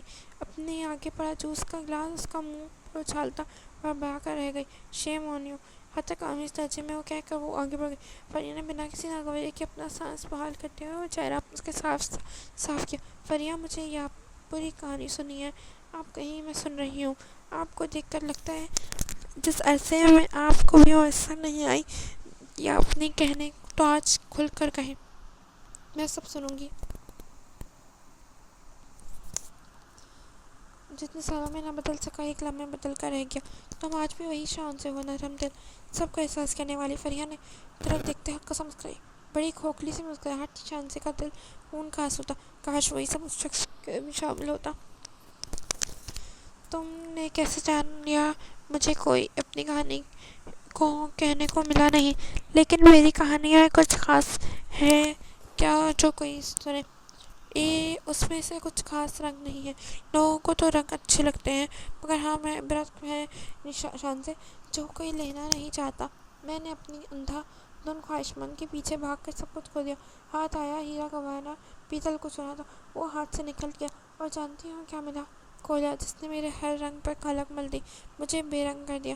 میری دوسری شادی کے ایک شخص ہوئی جو ہو ایسا تھا جیسے میں تم دونوں کو میسم کا دکھایا کرتی. تقدیر کے مجھے آئینہ دکھایا تھا. میرے سامنے الفاظ پلٹ پلٹ کر مجھے تک آئے تھے. جانتی ہوں وہ شخص مجھے مذہبی نہیں ہے. وہ کوئی مذہبی نہیں ہے نہ ہی دین پردے والا کے پابند. بس اس سے مجھ پر شک ہے کہ میں گھر مردوں کو اپنا آپ دکھا کر انہیں کوشش کرتی ہوں. اس نے مجھے برقع پہنا دیا. مجھے گھر کے اندر بھی میک اپ کرنے کی اجازت نہیں ہے. میرے پاس موبائل تک نہیں ہے. شنزے اور میری چھوٹی چھوٹی کوتاہیوں پر وہ مجھے جانوروں کی طرح پیٹ ڈالتا ہے. پر اب میں بولتی تو نہیں ہوں چپ رہتی ہوں. میری ماں مجھے دیکھ کر روتی ہے. اسے لگتا ہے یہ میری آزمائش ہے. مگر میں تمہیں بتاؤں شنزے میرا یقین ہے یہ میری سزا ہے. خود اذیتی کے طور پر وہ تم سے زیادہ ہنسی. میں نے خود اپنی اولاد کو مارا تھا نا. ایک خواہش ٹھوکریں کھا رہی ہوں میں اسی اولاد کے لیے مگر اللہ نہیں دے رہا. میرا ایک کام کر دو شنزے میسم سے کہنا مجھے معاف کر دے. ہو سکتا ہے میری سزا میں کچھ کمی آ جائے. کس قدر صحت سے آواز میں تھی میں یہ کہتے ہوئے. شانزی نے آصف سے دوسرے نے. آپ کہتی ہیں میسم معاف کر دے لیکن میں کہتی ہوں میسم کس کس کو معاف کر دے. وہ آگے بڑھتی وہ پھر سے روکی اس کو دیکھا تھا. وہ آپ کے ضمیر کا بوجھ کچھ کم کرتے جاتے ہو. میسم اپنی زندگی میں بہت خوش ہے. آپ انہیں ڈیزرو نہیں کرتی تھی اس لیے اللہ نے آپ کو دے کر انہیں واپس لے لیا. مگر یہ کفر نعمت نہیں کروں گی فریا. میں انہیں بہت سنبھال کر رکھوں گی. شانزی میسم عباس کو ہمیشہ سنبھال کر رکھے گی. ایک درہم عالی نظر اس کے پر ڈال آگے بڑھ گئی. پیچھے وہ اس کی بات کا مطلب سمجھتے زخمی سے انداز میں مسکرا دی. تم نے اتنی دیر کر دی شانزی کیا ضرورت تھی اس کی بکواس سننے کی؟ اسے آتا دیکھ کر وہ باہر اس کا انتظار کری. بکواس نہیں تھی آپی بہت ضروری تھا یہ سب سننا. میں تو اللہ کا شکر گزار ہوں تو یہ سن لیا میں نے. بھاری دل کے ساتھ بھیگی پر مسکراتے لبوں کے ساتھ وہ آگے بڑھ گئی تھی. فریہ نے عزیز کچھ نہیں کہا. اسے اپنے پاس کہنے کو کچھ باقی نہیں تھا. I am sorry Shanzay. میں منہ سر پر لپیٹتے ہوئے بستر پر لیٹی مگر صبرینا جانتی تھی وہ جاگ رہی ہے. اس کے اچانک سے کہنے پر چہرے پر کمبل اٹھا کر دوسری بیڈ پر بیٹھی بہن کو دیکھا تھا جو نادم سی نظر آ رہی تھی. آپ کیوں سوری بول رہی ہیں؟ تمہاری اور میسم کے درمیان جو غلط فہمی ہے اس کی کہیں نہ کہیں ذمہ دار میں بھی ہوں. بلکہ میں ہی ہوں ذمہ دار ہوں اس سب کی. سر جھکا کر کہتی ہے وہ دلفریبی سے جو شکار تھی فریہ کی باتیں ابھی تک اس کے ذہن پر دور برساتی تھی اور شاید ضمیر پر بھی. آپ کی غلط نہیں ہے آپی. میرے اپنے یقین کی دیوار کمزور تھی. بدگمانی کا ذرا سا دباؤ نہیں سہ سکی اور رہ گئی. اس کی کسی کی غلطی نہیں ہے میری اپنی ہے. مگر اب میں نے سوچ لیا ہے میں اپنے آپ کو مضبوط کروں گی اتنا مضبوط کہ کسی چار دیواروں میں مقید میرے اور میسم کے رشتہ تھا. باہر کی کوئی آندھی نہیں اثر دکھائے گی. وہ ایک نیا سمت مسکرائی. صبرینا کا دل ہلکا سا ہوا. وہ یوں مسکراتے دیکھا. چلو بستر پر چھوڑ کر جب آئی ہو یوں ہی پڑی ہو. امی دوبارہ مجھ سے تمہارے بات پوچھ کے میں تمہارے اور اپنے لیے چائے بنا کر لاتی ہوں. اسے کہہ کر وہ باہر نکل گئی تھی. سیما کو بھی مختصر اس نے فریہ کو وہی ملاقات کا حال سنایا تھا. انہیں بہت دکھ ہوا تھا. محمود افندی کو ان کی بات پتہ چلا تو وہ غمگین تو ہوئے پر ساتھ ہی ایک سکون اندر سے پھیلتا ہوا چلا گیا. میں نے کہا تھا نا سیما میسم ایسا نہیں کر سکتا. میرا یقین سچ ثابت ہوا تھا. ان کے چہرے پر اپنے یقین کی خوشی جگمگا رہی تھی. صبرینا کچن میں داخل ہوئی تو وہ وہاں پہلے سے موجود تھا. اسے دیکھ کر پہلی بار اس کے ماتھے پر ناگواری کی لکیر نمودار نہیں ہوئی تھی. بڑے دل کے دماغ نئے سر اٹھانے لگے تھے. کیا کر رہے ہو؟ اسے مخاطب کرنا جتنا مشکل لگا تھا اتنا ہی میسم کو اس کے منہ سے نرمی بھری آواز سن کر ان پر یقین کرنا. اپنے لیے چائے بنانے آیا ہوں. نگاہ پھیر کر چائے لیے پتیلے میں نل میں پانی ڈالا. وہ ابھی آفس سے آیا تھا. کپڑے بھی نہیں بدلے تھے. رہنے دو میں بنا دیتی ہوں. مصروف سے انداز میں اس نے ہاتھ پتیلا لیتے وہ کوکنگ رینج کے آگے کھڑی ہو گئی تھی. میسم کی حیرانگی اب حد تک سوا ہوئی تھی. یہ تم دونوں بہنوں کے دماغی اسکرو ڈھیلے ہیں کیا؟ نہیں اب ٹائٹ ہو گئے ہیں. اس کی بات پر خفیف سا ہنس کر وہ چائے کی پتی پانی میں ڈال گئی. موت سے ہو رہے ہیں آج تو. بڑبڑاتا ہوا باہر نکلنے لگا. جب صبرینا نے اسے پکارا تھا اچھا سنو ہمارا ماضی کا ٹریک ریکارڈ کافی خراب رکھا ہے، مگر وہ کہتے کہتے رکی تھی کہ آگے آ جا کر ہم نارمل کزنس کی طرح ایک دوسرے سے اچھے سے بیہیو کر سکتے ہیں، اگر تم کہو تو میں اپنے صاحب کا کہ معافی مانگنے کو تیار ہوں۔ وہ ندامت سے سر جھکائی تھی۔ میسم کو جھٹکا بے یقینی سے اسے سنبھالنے کا وقت لگا تھا۔ نہیں، معافی کی ضرورت نہیں ہے، اور نارمل بیہیو کرنے کی ہم کوشش کر سکتے ہیں۔ وہ گلے سے دل سے مسکرایا تھا۔ صبرین نے مشکور نظر سے دیکھا تو وہ ایک بار پھر پلٹ کر سنو، میری معافی کی ضرورت نہیں ہے تو وہ اسے کیوں بیچ میں لٹکایا رکھا ہے؟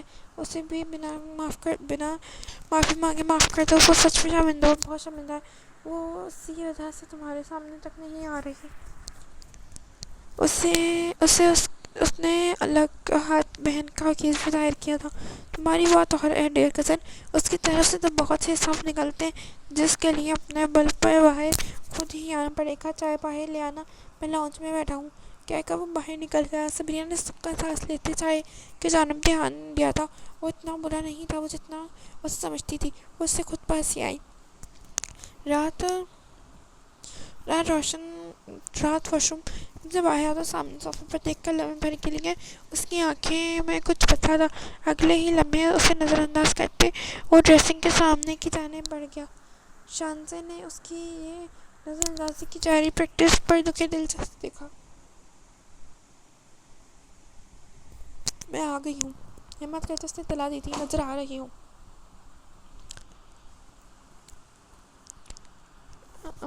اندھا نہیں ہوں میں بھی، بنا مڑے وہ بمروتی سے بولا تھا۔ شانزے کا بجھا دل کچھ اور بجھا۔ کوئی اتنے دنوں بعد آپ ساتھ کیسے ویلکم کیا جاتا ہے؟ وہ سن کر بڑے ناز سے کہتی میسم برش واپس رکھتے پورا کا پورا سیدھا گھوما تھا۔ ویلکم؟ وہ جو ہماری آخری گفتگو میں گل تم نے کھلائے تھے نا، ان کے بعد بھی تم مجھ سے کیسی ویلکم کی امید رکھتی ہو شانزے بی بی؟ تیز تیز قدم لیتے اس کے پاس آ کر رکتے اسے کینہ توز نظروں سے گھور رہا تھا۔ اس کا دل خوفزدہ ہونے لگا تھا۔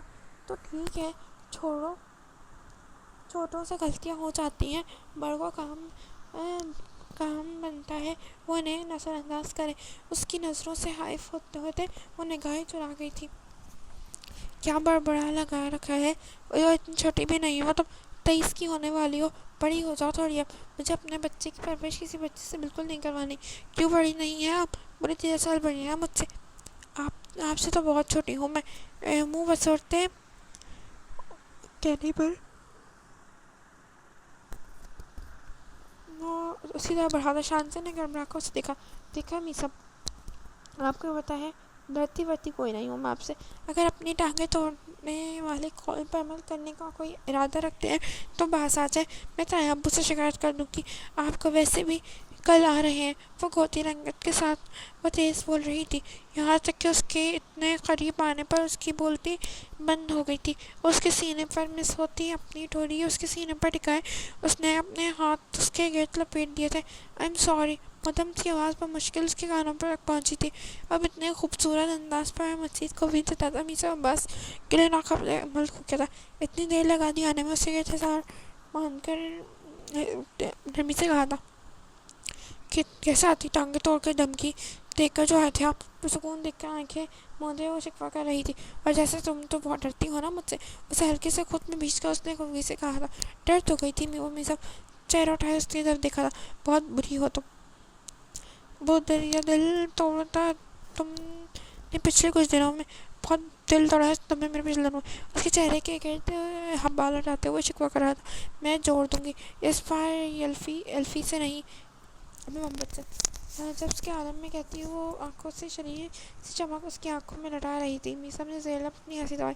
پکی بات ہے، وہ تو اس کی شدہ مند گرد بلائی تھی۔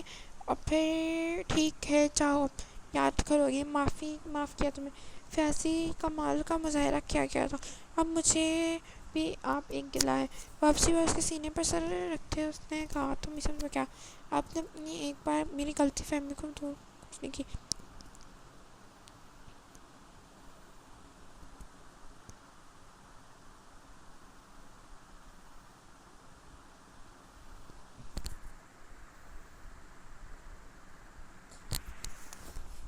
تم